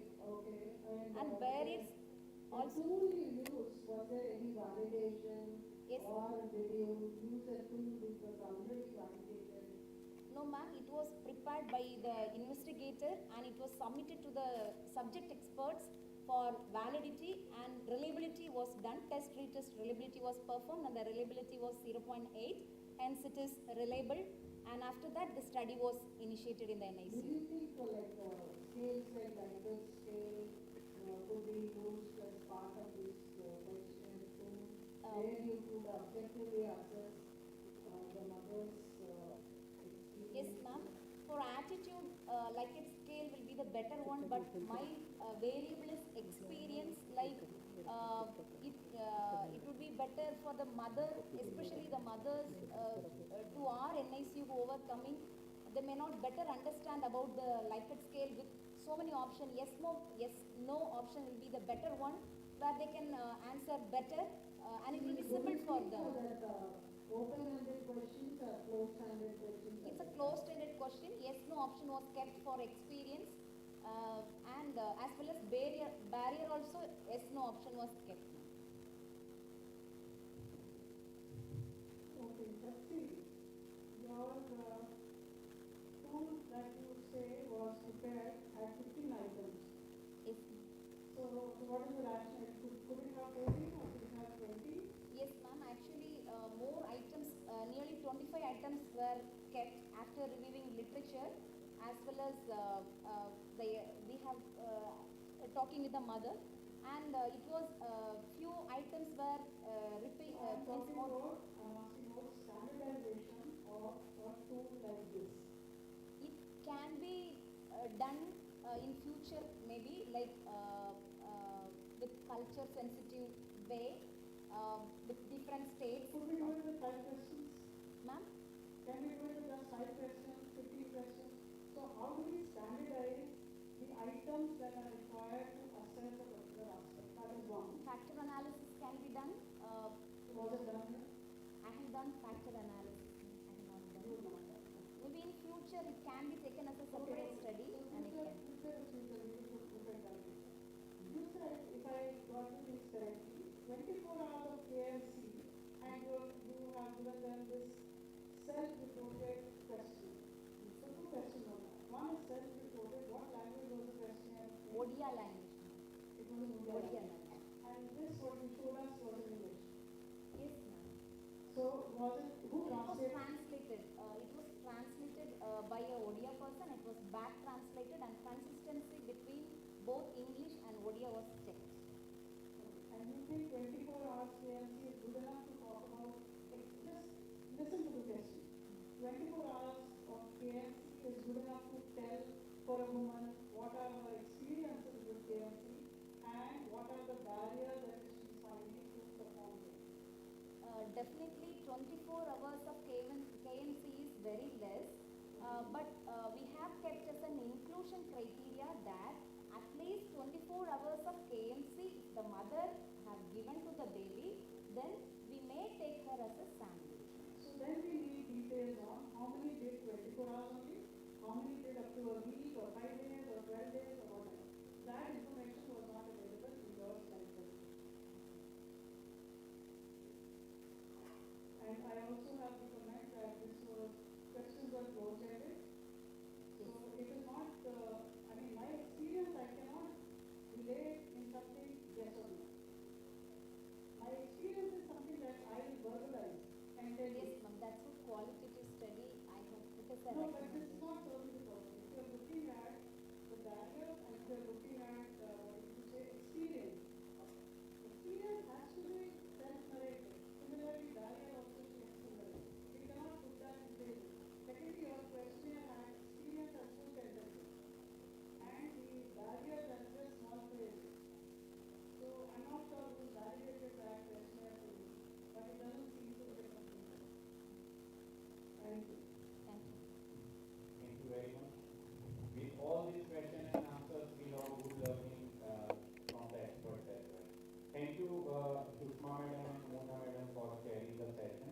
And we now go for the poster presentation. Poster presentation, they had a poster of already with outside with Dr. Somsekhar, Dr. Viva, Dr. Viva and Dr. Sushma Malik Madam. Now, we also want to learn from this poster. So, I would like to invite for a 2-minute crisp slide presentation which has already been emailed for all the poster presenters to start telling the poster. First poster I will invite Dr. Mona Lisa Pradhan is available. Yes, please. Mona Lisa. I would just request all the presenters, people who in the poster presentation and the oral presentation, please submit, consider general methodology of NNS for submission of their full papers. So this is a request for submission, not a promise for publication, so just guiding out there. And the price for all the oral posters and the posters will be given tomorrow. And we have at least for the posters selected so far.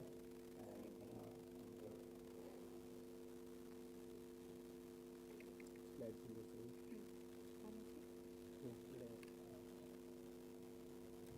So, Dr. Mona Lisa, there might be one or two questions from the audience. There are no judges now here. It is already been judged here. So,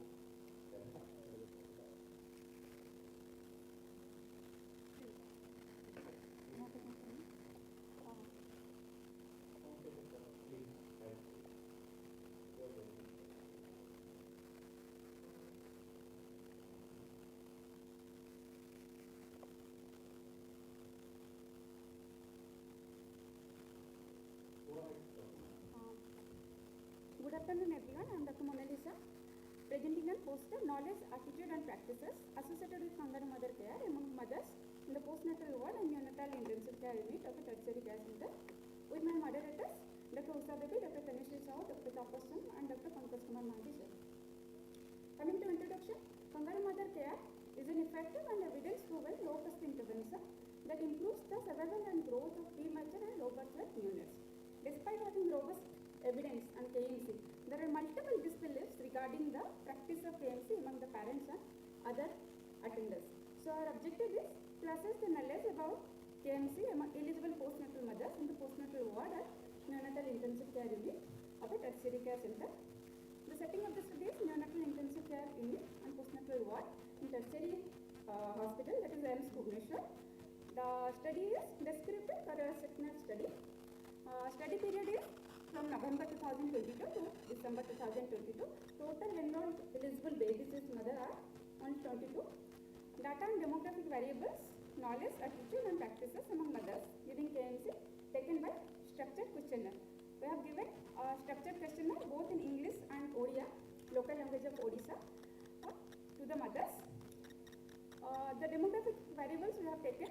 First is age group. Most of the mothers fall into age group of 26 to 35. Second is occupation. Most of them are housewife, more than 70%. All are married. Then most of the mothers are educated. More than 90% are educated, with more than 40% are graduate. And most of the mothers are primi gravida with more than 40%. And only 4.5% have history of previous baby return. Coming to knowledge questionnaire, we have set 4 questions. First is what is KMC, and more than 60%, that is 68.2% mother told that KMC is holding small babies skin to skin with caregiver to keep baby warm. Second is which newborn requires kangaroo mother care, and 100% mothers gave the right answer that preterm or low birth weight babies require KMC. And third is baby can breastfeed during KMC. Only 36.4% gave the right answer yes. And the fourth is what is the benefit of kangaroo mother care, and more than 60%, that is 63.6% gave the right answer that all of the above makes baby warm and grow faster, results in increased duration and rate of breastfeeding, improves bonding between mother and baby. Overall knowledge is good, that is 67%, and median IQR is 75%. Coming to attitude. 2 more slides, please. Coming to attitude, total 3 questions we have set. During KMC, did you feel the baby was safe? 86% felt that yes, baby was safe while giving KMC. And second is, did you find KMC to be tiring? 77% told yes, there is mothers didn't feel tiring while giving KMC. And third is, during KMC, did you think the baby was received enough warmth? 81.8% felt that yes, baby received enough warmth. And total overall good attitude with 82% having good attitude while giving KMC. Coming to practices and perception, we have set 6 questions. You can stop presenting. Responses and how to.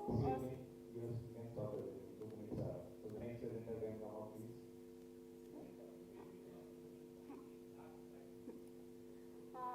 The discussion, there is good knowledge. Student slide, please. Yes. There is a good knowledge of KMC among mothers of preterm babies delivered in our hospital up to 67%, with positive attitudes toward the practice. Majority of the respondents felt happy when their infants were in kangaroo position. The strength is, though knowledge about KMC is not very high, but maximum mothers practice KMC correctly with positive attitude. And the limitation is small sample size, and currently we are continuing the study to get a good sample size and increase the knowledge of mothers. Hence, a written policy covering all aspects of KMC and repeated counseling might be vital to improve the mother's attitude. The knowledge of KMC among mothers whose babies were admitted in the postnatal ward or NICU of AIIMS Bhubaneswar was good. However, attitude and practice were variable despite counseling of first contact. Thank you. Thank you, Dr. Mona Lisa. Next one is Dr. Gaurav, presenting smart food-based applications for KMC. Please stick to 2 minutes, please. Dr. Gaurav.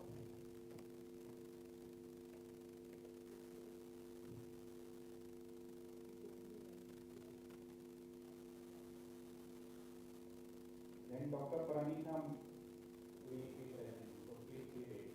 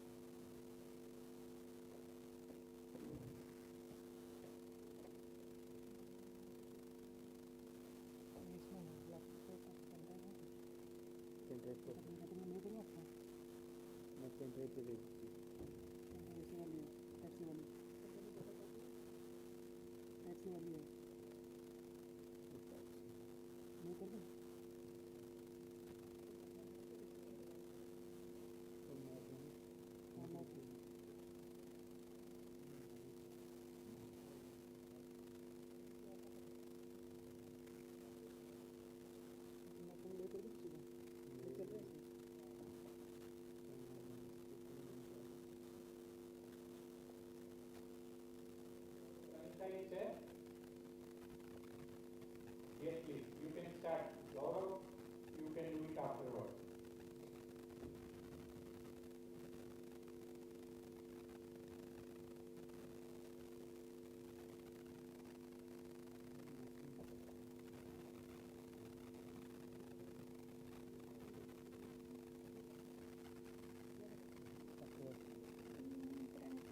नहीं जो अभी ये वाला पंद्रह में दिया था ना परवीन सर हाँ हाँ नहीं इसमें नहीं है नहीं ये वाला पंद्रह में ये वाला जो अटैच पंद्रह है हाँ इसमें हाँ वही तो लगेगा नहीं नहीं नहीं है,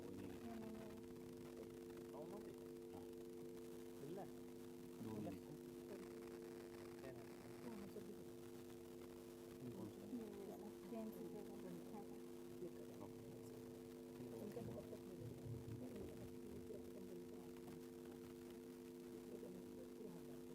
स्लाइड में चाहिए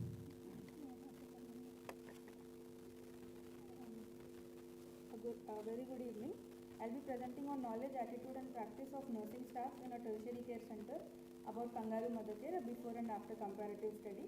As we all know, there are multiple benefits of KMC. If the same thing has to be translated to the babies, the knowledge, attitude and practice of caretakers is very important for the same. So we did a study to assess knowledge, attitude and practice among the nurses in NICU and postnatal ward at AIIMS Bhubaneswar. The study population was nursing staff. So a self-administered knowledge, attitude, practice questionnaire was applied, which had questions including knowledge, which had 9 items, attitude 9 items, and practice had 3 questions.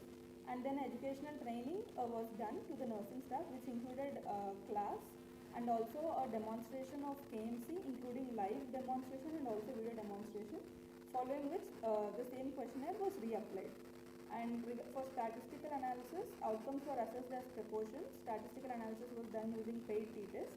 Level of significance was kept at alpha of 5%, that is p-value less than 0.05. A total of 41 nursing staff were evaluated, out of which 85% were from NICU and 15% were from postnatal ward and labor room. Of which, of the 41 nursing staff, 9 had more than 5 years of experience and 80% had less than or equal to 5 years of experience. Coming to the total scores, there was a mean difference of 2 points including the knowledge and attitude scores, which was significant, that is p-value was 0.00. In the practice, here you can see that before training, the nursing office, only 78% of the nursing officers would initiate KMC on their own, which has improved to 94% after the training. So coming to conclusion, already the baseline scores were good. Probably this was because of ongoing education during daily rounds. However, ongoing regular sessions are required to sustain and improve them to the optimal levels. Thank you. Thank you very much. May I invite Dr. Furkan from HCPGI Lucknow.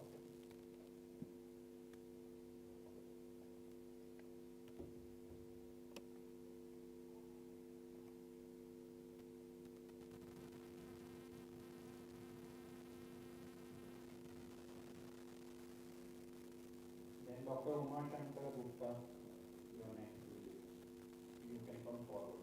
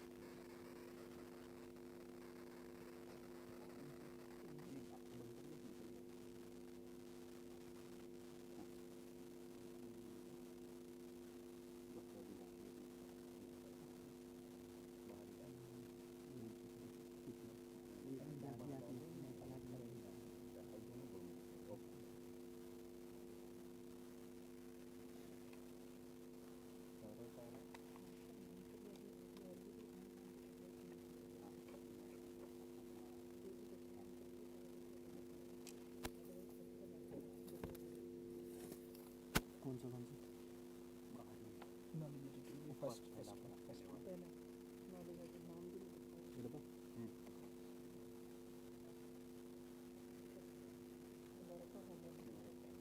इसके बाद form है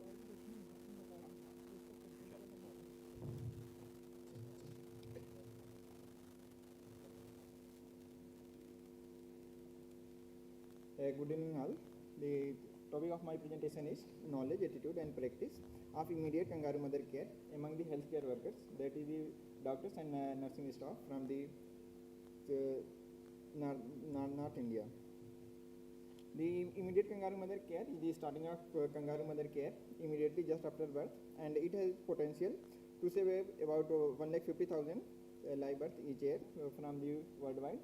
And the successful implementation of immediate kangaroo mother care is depend on the knowledge, attitude and practice of the healthcare workers.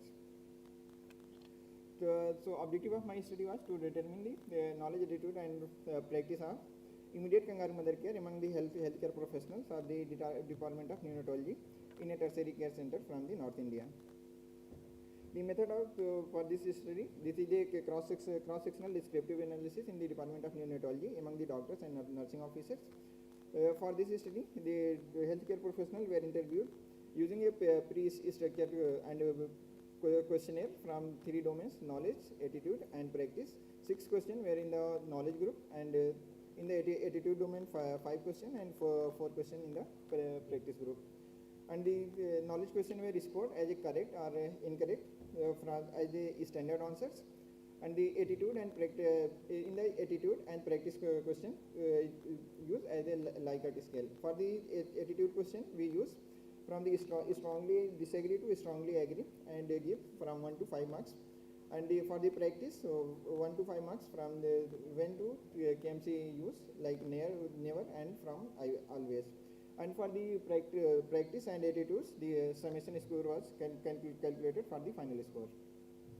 So in this study, total 36 participants were involved, of which 19 were doctors and 17 were nursing officers. And the median age group were 32 years, and 38% were male participants and 62% were the female participants. And the experience of in the newborn care 6.5 years.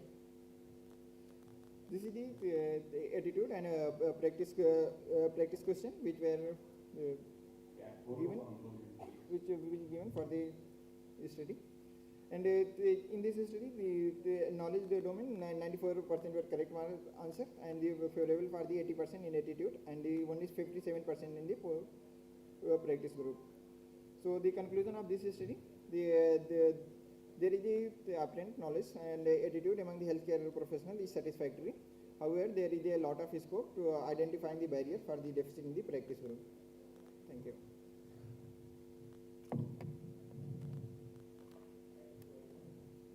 Dr. Gaurav, please.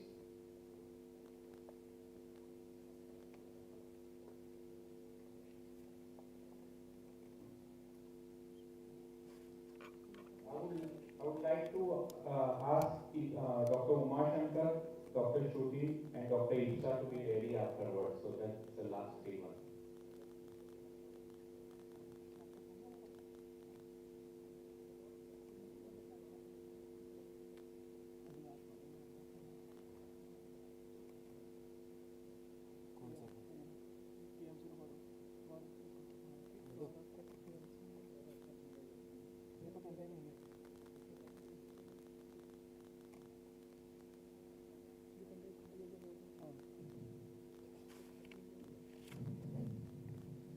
So good evening all.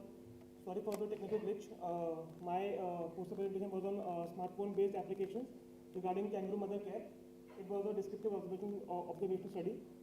As we already know that kangaroo mother care is a standard of care for the caring of preterm infants.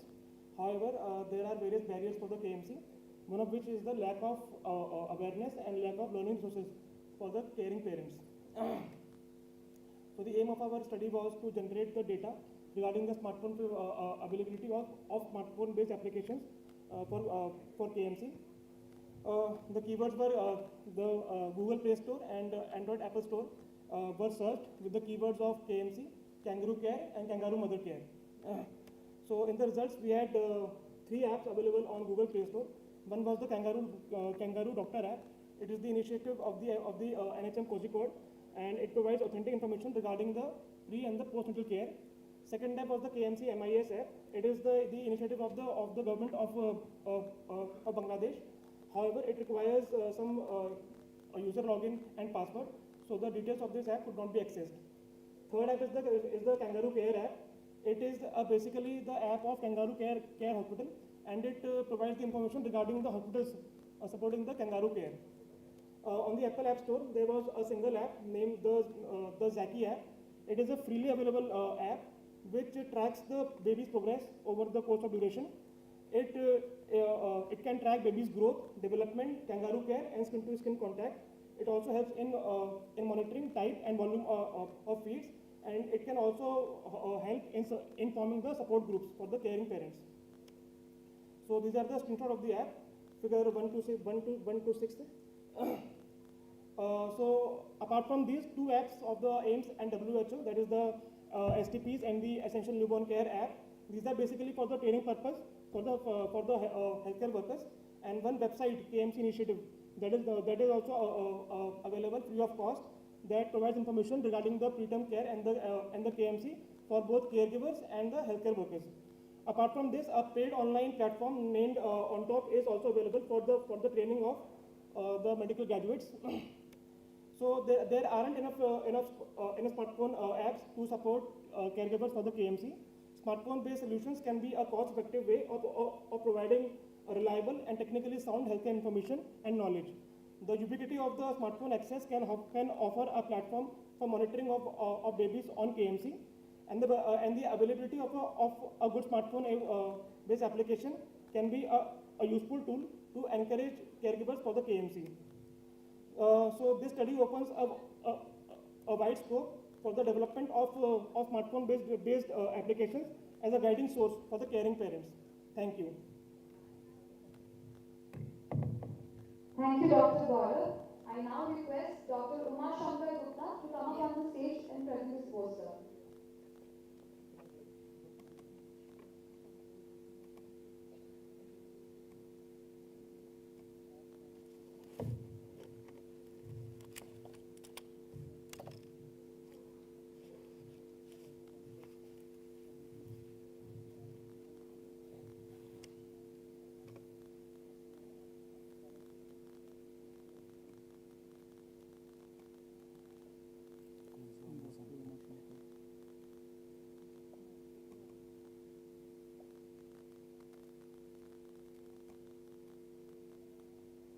So, good evening all.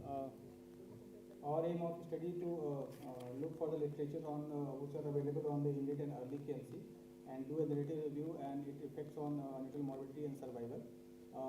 We always know KMC is a low-cost intervention to reduce neonatal mortality, and immediate KMC is defined as initiation of KMC just immediately after birth, literally within the 2 hours of the birth, and it has associated with the improved neonatal survival by 25% as compared to the conventional care. For this comprehensive literature search was done on iKMC and early KMC, for which multiple databases were searched like PubMed and Embase and Medline, and keyword using immediate KMC, early KMC, and mesh word using for early and immediate KMC, only few studies was available, 6 studies which was results analyzed, and other studies was related to the early skin-to-skin contact related to the KMC. In one of the bigger studies by WHO immediate KMC study group, it completed in 2021, in which 2 groups were made, like conventional and control and intervention group, in which carried in 5 hospitals in India, Tanzania, Malawi, Nigeria, and Ghana, which study shows that immediate KMC has lower mortality in comparison to the control group. Second study was showing effectiveness early KMC on low birth weight infants, and it also showed the similar result that mortality is less as compared to the KMC started later.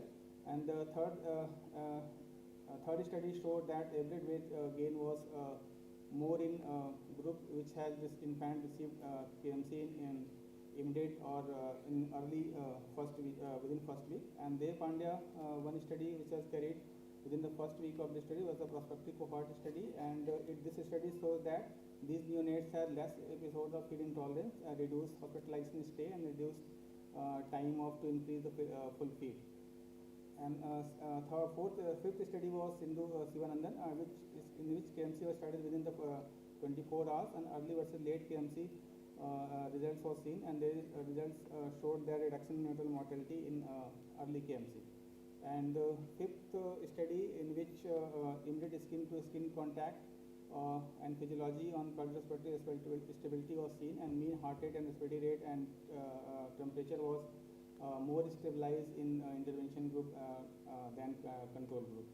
So my conclusion was that overall studies on immediate and early KMC are limited, but whatever the studies was available have shown lesser mortality in immediate and early KMC, lesser duration of hospitalization stay, and lesser time to achieve the full feeds, and lesser post-procedural pains.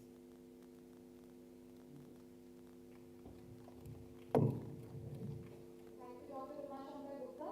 I now request Dr. Shruti Pragya Garg to come up on the stage to present the poster.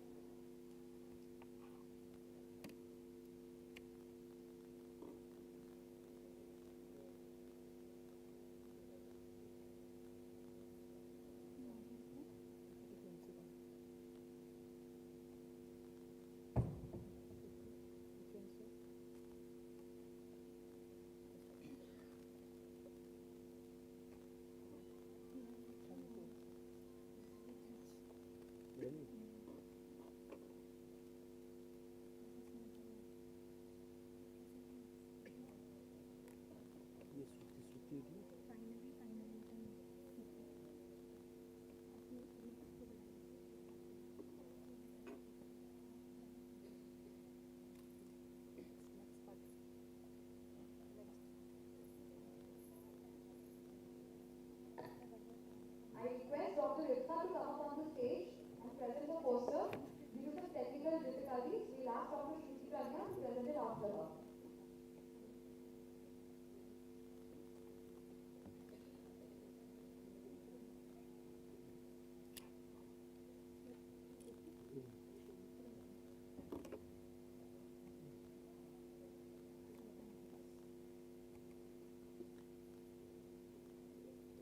आपका pantry না না আমার আছে এটা আপনাদের আছে তো হ্যাঁ হ্যাঁ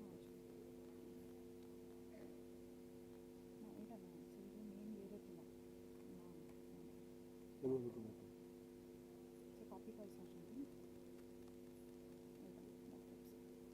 এটা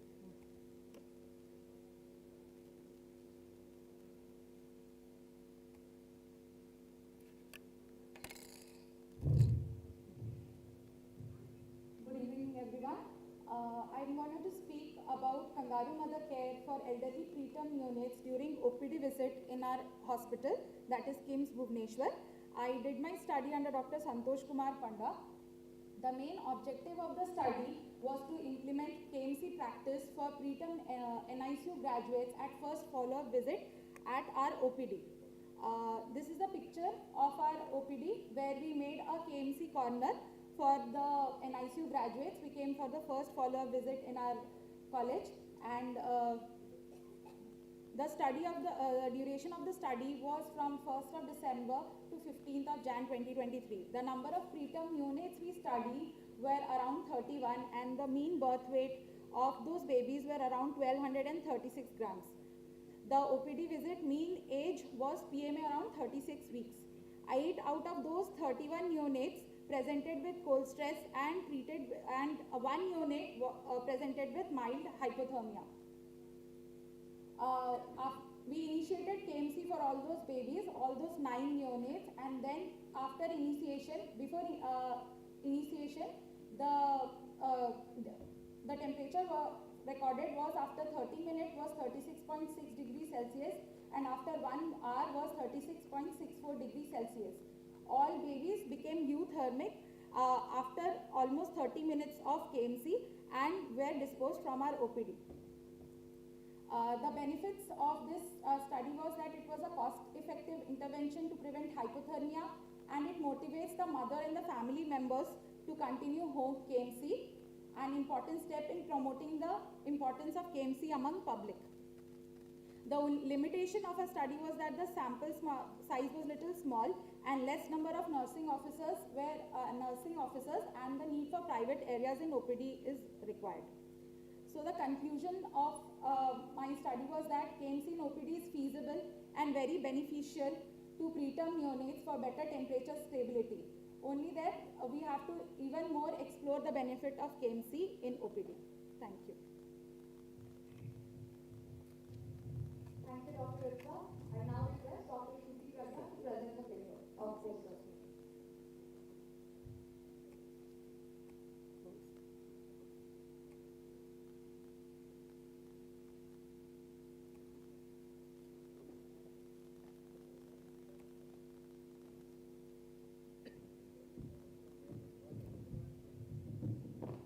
A very good evening. Sorry for the technical glitch. Our poster was on the nourishing touch, effect of duration of kangaroo mother care on the growth of very preterm neonates. We have been discussing about kangaroo mother care in and out, the benefits and multifarious, and every single day we realize that whatever benefit we ask, KMC has an answer to it. So we did a retrospective study, cohort study, with all surviving very preterm neonates with gestational age less than 32 weeks discharged from our NICU at AIIMS Bhubaneswar during January 2020 to December 2022. We reviewed their past medical records and prescriptions and documented data in a pre-structured pro forma. With this, we wanted to compare the anthropometric outcomes of very preterm newborns who received short duration KMC, that is defined by KMC duration less than 4 hours per day, with those who received longer duration KMC, that is, we compared the ones with more than 5 hours per day. So the demographic details were almost comparable. The proportion of small for dates babies were larger in the cohort with more than 4 hours KMC duration, however not significant. So was the need for resuscitation and respiratory support in the babies who received KMC duration more than 4 hours, however not significant again. So moving on to the primary outcome, that is anthropometric parameters during the hospital stay. So when we looked at weight gain till discharge in terms of grams per kg per day, it was not significant. The length gain till discharge, that is in centimeters per week, there was a trend in significance. The one in KMC group less than 4 hours was the length gain was 1.04 centimeters per week as compared to 1.12 centimeters per week in more than 4 hours group. The significance we found was in the rise in head circumference till discharge in centimeters per week with 0.68 in KMC duration less than 4 hours and as compared to 0.8 in KMC duration more than 4 hours with a significant value of 0.04. So was the time to regain birth weight in days, which was 11.5 days in KMC duration in less than 4 hours group, whereas it was 9 in KMC duration more than 4 hours, with a significance of 0.03. The other short-term outcomes like time to reach full feeds, day of hospitalization, and proportion of culture-positive sepsis were not significant. So we concluded that longer duration of KMC definitely accelerates the regain of birth weight in very preterm babies. The rise in head circumference, which is a surrogate marker of brain growth, is significantly higher in babies who receive KMC for longer duration. However, continuous KMC with at least 8 hours of KMC is the goal which we all are looking for. Thank you so much.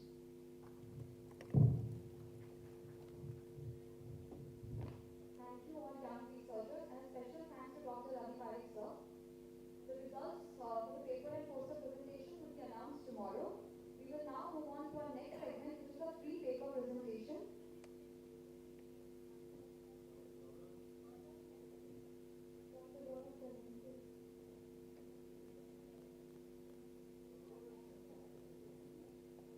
Dr. Gaurav is presented now.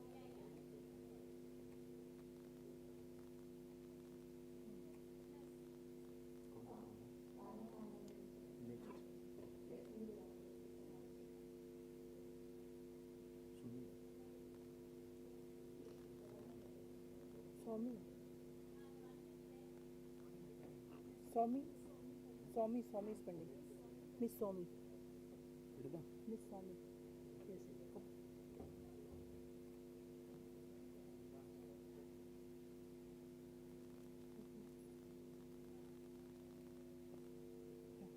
Come now. You have done our pending. Pending enough.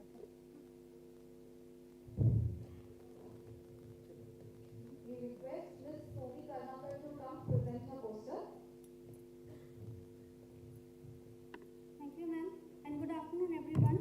Today I am going to present my study, that is effect of KMC on express breast milk output in mothers of LBW neonates in a tertiary care hospital in Eastern India.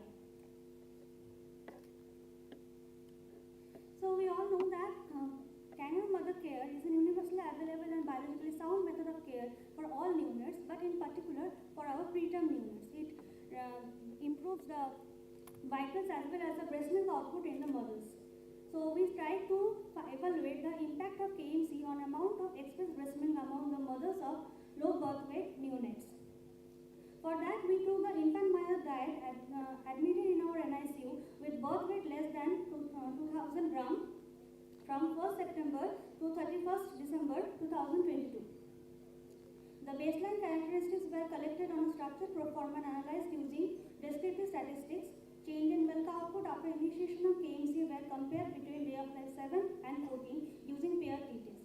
Correlation between KMC duration and milk output on day of life 7 and day of life 14 was calculated. Here we get the result that the birth weight mean on grams was 1100 and plus minus 300, and gestation was 30 weeks 6 days plus minus 2 weeks 3 days.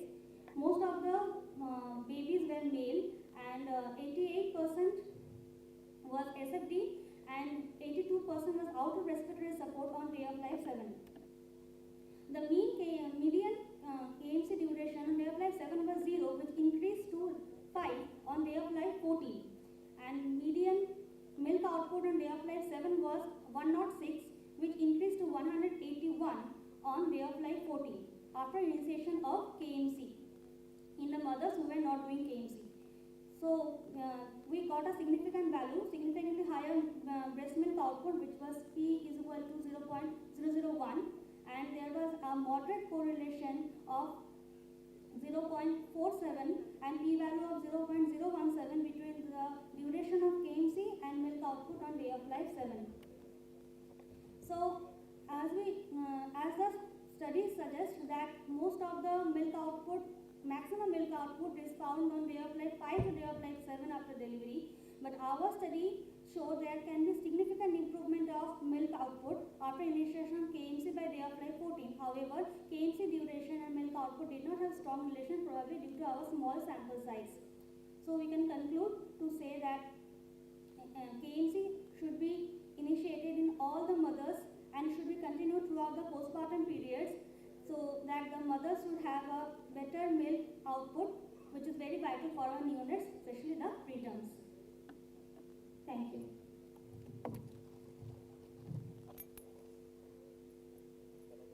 Thank you, Ms. Karnakar, and all the other young researchers for such wonderful paper and poster presentations. As I've already mentioned, the results will be mentioned tomorrow. Now we move on to our next segment, which is a free paper presentation. I request Dr. S.N. Faria, Dr. Vivek Yadav, and Dr. R.L. Panda to please please come up on the stage and share the session. Dr. S.N. Farida, ex-professor pediatrics, SCB Medical College, and Sardar Vallabhbhai Patel Postgraduate Institute of Pediatrics. The first trained neonatologist of Odisha and dedicated trainer on neonatology.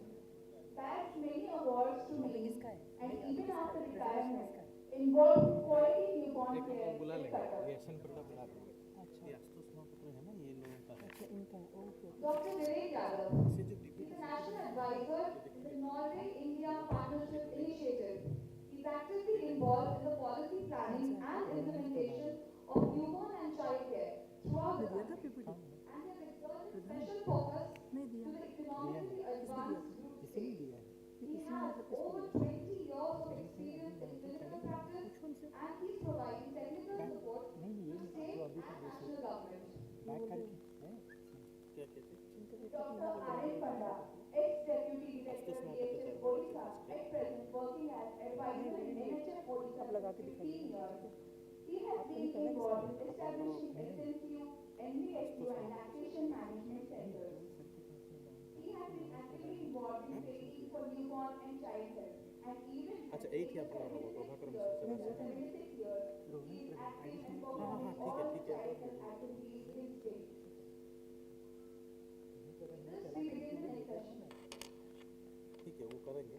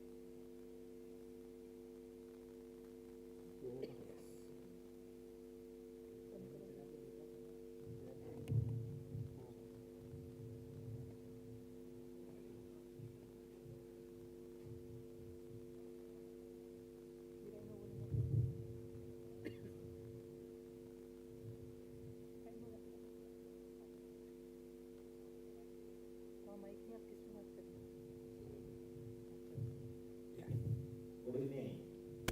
Well, this being the last session of the day, we never expected that the hall will be so crowded towards the end. Thank you, participants, because for your last gathering in the hall, and we have now 4 speakers for presentation of the free paper, and you have been listening to all the scientific deliberations from the morning, and our 4 speakers, they come from different stratas of medical teaching, and some of them are from the periphery, what we call it as community. They are practicing community neonatology, what I can tell in another word. So you will have the opportunity to hear from the people who are working at the top institution of the country, as well as people who are working in the classroom. So I would now request the first speaker, Dr. Asutosh Mahapatra. Please come to the dais, and Dr. Asutosh he has been associated with NNF Odisha for pretty long time, and he is also well known nationally for his contribution to the field of neonatology. After retirement, he is engaged in pediatric practice in Capital Hospital. So, Dr. Asutosh, this is for you. So, Asutosh, we can start. And what I think told by organizers that you will have 15 minutes for your talk. Developmental support ये कहाँ गया sir आप नीचे developmental support आ गया था हाँ ये हाँ बस ये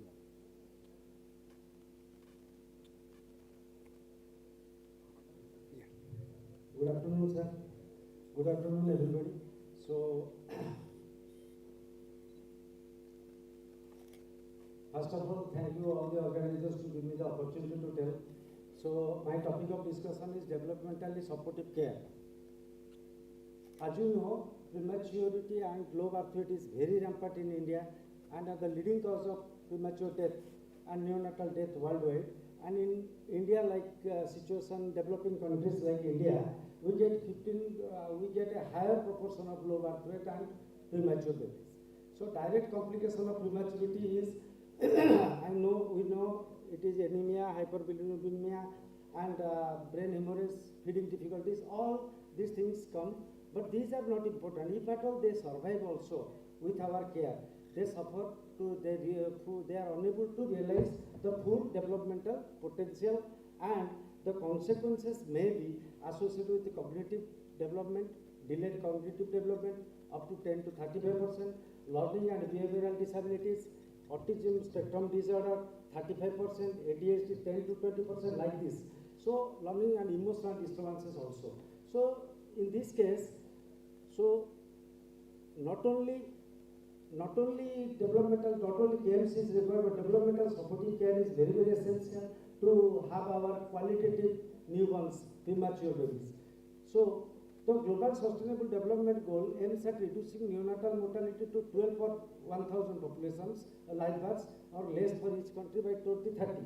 So it is not enough simply to assure the survival of newborn babies, but assurance of life quality must be paramount importance in the NICU. So achieving this goal, we have adopted this developmental supportive care in NICU as well as in the community. So what is developmental supportive care?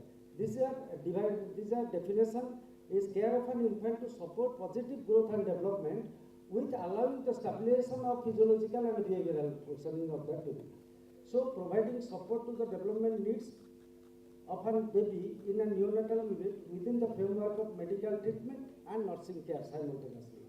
So structured care involvement which supports, encourages and guides the development organization of premature and critically ill newborn babies. So DSC reduces the stress and promotes growth in the preterm babies. So what are the core principle is to stimulate the early developing senses like tactile, olfactory, gustatory, and protecting the later developing senses like auditory and visual. So what is the environment? In mother's womb? It is very, very soothing for the newborn baby, comfortable, aquatic environment, stable temperature, warmth and cushioning by amniotic fluid, zero insensible water loss, they are protected from light, protected from sound, only vibration they can listen, and some auditory rhythm they can feel. ECMO like oxygenation, optimal excretion of waste product, everything is very soothing for the newborn baby. Parental nutrition also and isolation also very, very important. What is the environment in our NICU? Just contradictory to mother's womb. You see, preterm babies with immature organ system, they used to feel deprivation and overstimulation of some senses. Immature distance receptors like hearing and vision are overstimulated in NICU, and mature tactile and vestibular pathways are understimulated in NICU. So we are usually giving a robotic care in the SNCU. So no parental and maternal involvement is there in the NICU. So what is the key components of developmental supportive care? That reduces stress and promotes growth in the preterm babies. So what is the core principle is stimulation the early development, already I have told you. So core principle is protected sleep, creating a healing environment in the NICU, family-centered care in the NICU, mother should be involved, developmentally supportive activities of daily living, and pain management also. So these are the criteria for which the key components of DSC depends. What is neonatal brain? As we know, the neonatal brain even develops before birth. So the tactile and vestibular system develops before birth. So these are at olfactory, gustatory, in rotation this comes auditory, and visual is the last sense to develop in a newborn baby. So neonatal brain is already somehow developed during the second gestational period. From birth, after birth, coming in contact with epigenetic and environment, So baby acquires many facts and the sensory output, sensory things that develop more, and baby brain matures within 2 to 3 years, full maturation occurs. So for primates, mother is the only environment. So zero separation is very, very important. Zero separation, mother's body is the first organ to come in contact with the baby. It should come in contact. Tactile support, positioning, nesting, swaddling, protection, cluster care, messaging, everything is having a effect on babies. So we give importance to zero separation because it also reduces, baby skin is always sterile at birth. So after it comes in contact with mother's abdomen, so it acquires some organism. Those are all commensal organisms which restrict the entry of pathological organism later on. And colostrum also, first feed to the baby should be the first feed to the baby, which regulates the GI system. So having a tactile support, having a definite effect, better effect on the baby. So the tactile effort positioning should be prone or side-lying position, swaddle bath, cover to keep the baby in flexed position always in the womb, and nesting of the baby. So promote midline alignment, and head support should be there, not too extended, not too flexed. So avoid hyperextension of the neck should be avoided. Frequent head turning to side should be avoided. It gives stress to the child, newborn baby. Lower extremity flogging should be avoided. Bigger diaper should be avoided. And rubbing vigorously, rubbing the baby during massages should be avoided. Handling with wearing watch, bangles and rings should be avoided in NICU. Massaging is definitely a positive effect, applying oil instead of only massaging. So start massaging in supine prone position with side-lying position from head to face, chest, abdomen, finally the limbs, and from periphery to the center. So it should be massaged. Gentle massage should be there, extending, flexing the limbs, and we should flex the limbs slowly, slightly, lightly, feathery touch to be avoided. So we have to be moderately massage. So what is the benefit? Benefit is long-term benefit, having neurodevelopmental development is better, weight gain is better, sleep is better in newborn period, pain, stress is less, and hospital stay is definitely less. Vestibular stimulation. Abrupt position change should not be occurred. It negatively affects the infant's growth and development. So stress can be reduced by gently moving the baby instead of rocking and swinging the baby. The mother in rhythmic breathing and chest movement during KMC is one of the most soothing experience for preterm infants. So no abrupt shaking, no sudden lifting to be done. Coming to the auditory, noise is always harmful.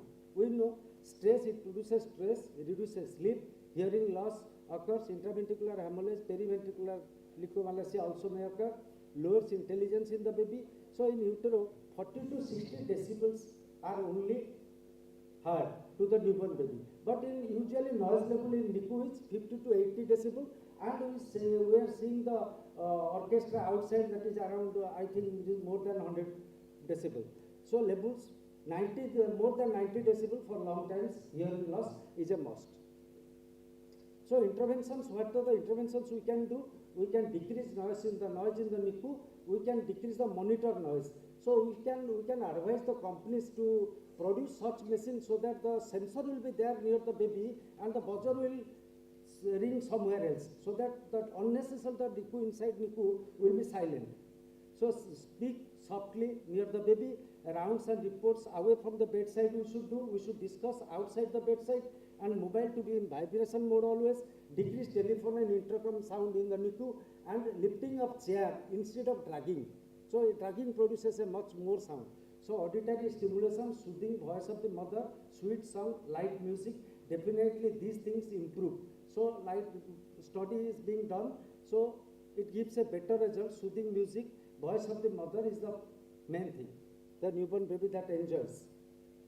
Olfactory gustatory develops at 32 weeks before birth, and neonate can discriminate, remember and habituate smell and taste. We are having a bad idea that newborn cannot smell, newborn can smell. So olfactory gustatory sensation promoted by breastfeeding, KMC and non-nutritive sucking. Mother smell and smell of the breast milk is the best olfactory stimulant for the baby. So also the reduces stress in the baby. So avoid using perfumes in the NICU and nail paints, and opening pungent and smelling bottles like formalin and other things you should avoid opening in the NICU, inside NICU. Vision, last and most important vital sense, fetal life near darkness, baby is near darkness, but NICU usually very bright light. So it continuous light exposure, usually range is 50 to 150 foot candles, so it produces preterm light in the NICU procedure. During NICU procedure, we give 200 to 400 foot candles, so which reduces sleep, reduces endogenous brain cell activity, effect on circadian rhythm, effect on growth and development of the baby, and risk of ROT. Everything is possible. So what we can do, we can safe level fix. The safe level for NICU has not been fixed till date. So avoid exposure to bright light. So use available natural light whenever possible. We should use spotlight during our procedure and put colored object toys in front of the newborn baby to develop better vision, and use colored dress and caps. Mother face is the best visual stimulant for preterm baby. That's why in KMC position we tell that always look at the baby and smile the baby. Cycling lighting better than the darkness. It has been found with certain studies that cycling lighting is better than near darkness, which develops circadian rhythm, more time in sleep state, which increases growth gain, motor activities level decreases, and heart rate decreases. Sleep, it produces normal brain growth. Less sleep leads to neonatal death, neonatal neuronal death, and reduces brain mass. So baby likes to sleep most times lag. It is called as lag. So achieved by well control of light and sound. So we have to control light and sound for a better sleep. The protected sleep is very, very important. Infant sleep is very important for their brain growth. Fetal position enables they develop appropriate muscle tone. So low birth weight preterm babies, they are unable to maintain because of the laxity and gravitational force. Sleep can be promoted by KMC, nesting and clustering activities, daily living, messaging, and healing environment. In NICU, so what we are doing, the sister is having a duty, will be over at 2 p.m. So she will go. If the baby is sleeping, even the baby is sleeping, she is doing his or her work. So it should not be done. It should done on a bunch basis, that whenever the baby is awake, at that time you have to go and do the work. In NICU, caregiver activities as per infant's expression rather than protocol driven should be done. Calm the child while doing ADL, and if stress signs are seen, ADL can be easily done together in a cluster rather than personal, one-to-one. Neonatal pain, we are having a misconception that newborns, they lack anatomical and physiological structure to transmit pain sensation, but cannot express pain sensation. They have no memory of pain, would not tolerate analgesia, anesthesia. We are having a misconception. But the real fact is that neonates, they are able to recognize pain, experience, and they can also remember pain. So physiologic cues indicating stress, change in heart rate, respiratory rate, color, tremor, pain. So pain management, limiting, avoid noxious stimuli, avoid bright light, loud noise, limiting number of painful stimulus, investigation and interventions, swaddling, facilitated talking, and distraction measures have a pain to the baby. Pain management, we know all. So these are all possible by pain management. Coming to the kangaroo mother care. Kangaroo mother care is the only thing which gives all these things what I have already told you regarding visual, tactile, olfactory, vestibular, gustatory, self-environment, safe environment, auditory, and prevention for sepsis. So all these things are possible with KMC. So KMC is the single window solution. Stability, temperature, respiratory rate, heart rate, oxygen saturation, and apnea and oxygen requirement decreases, and incidence of hypoglycemia definitely decreases because baby is taking frequent breast milk, and risk of nosocomial infection decreases because baby is in the mother's chest, and improved quality of breastfeeding definitely occurs. So neuro facilitates cognitive development and makes babies more KMC long-term improvement. It gives intelligent newborns. Full adaptation is better in KMC child. It has been studied. Breastfeeding and KMC, so circulation in the skin overlying breast increases during sucking, which becomes pleasant to the baby and mother. So milk ejection is triggered. Around 20% for twins. Spiritual and cultural care in POCI should be conducted to see the quality what we are doing, and ethical care issues, use of telemedicine in NICU, and individual rooms for NICU. For these things, we need involvement of psychotherapists, a occupational therapist, developmental psychologist, public health nurse, medical social workers in NICU. So this finishes my talk. Thank you for a patient hearing.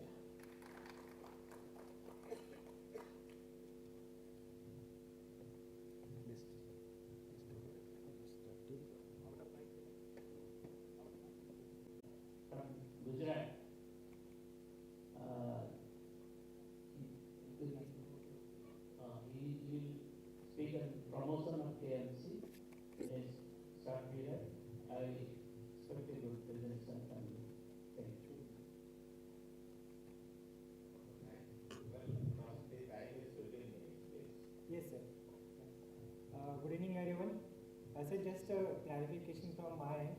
I'm sharing our experiences of program implementation and that too with the to thank Dr. Shashimani ma'am and all the organizers for giving us this opportunity to present our work with all of you.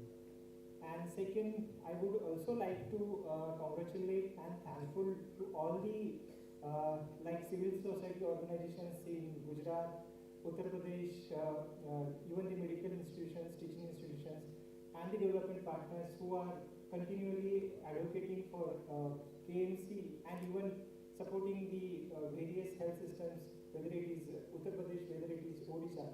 So thank you all for doing such a great, wonderful job. So this is a brief outline of my presentation. I will talk very shortly about my organization, then how we had implemented the HBKMC workshops in Gujarat and the challenges and way forward that incurred. So about NI, Nutrition International, we have with a vision, a world where everyone, everywhere is free. And these are our target like community groups, whereas the adolescent girls are there. 8 of those are from Uttar Pradesh and 10 from Gujarat. So why we choose to have home-based KMC along with facility-based KMC as well. So since morning we have been listening more about the experts, more from the experts and even the other colleagues. Facility level data, for us it is a kind of secondary data. We have been collected from the existing registers that are being available at the labor room. So in the health facility, you can see here that 78% of the preterm babies are getting the KMC, 85% of the LBWs are getting the required KMC. Able to see that, and this is our primary data source, the community level, where our others have received the complete knowledge and complete counseling on how to do the KMC. And even out of those, 23% low birth weight babies are getting the KMC. So the complete imbalance is there. So different stakeholders to be reached and the kind of preparation that is needed. So we have identified technical partners. So Dr. Shashi ma'am and her organization was our technical partners for conducting these trainings and even how to go about it. So we are very thankful to KMC Foundation for it and assess the kind of logistic requirements. The next part, we have approached to the state. We were very thankful to again Dr. Shashimani ma'am, who was there with us while interacting with the senior government officials. So we have received the state approval, just showing the snapshot of it, and followed by that state level office order or the circular. Our program team has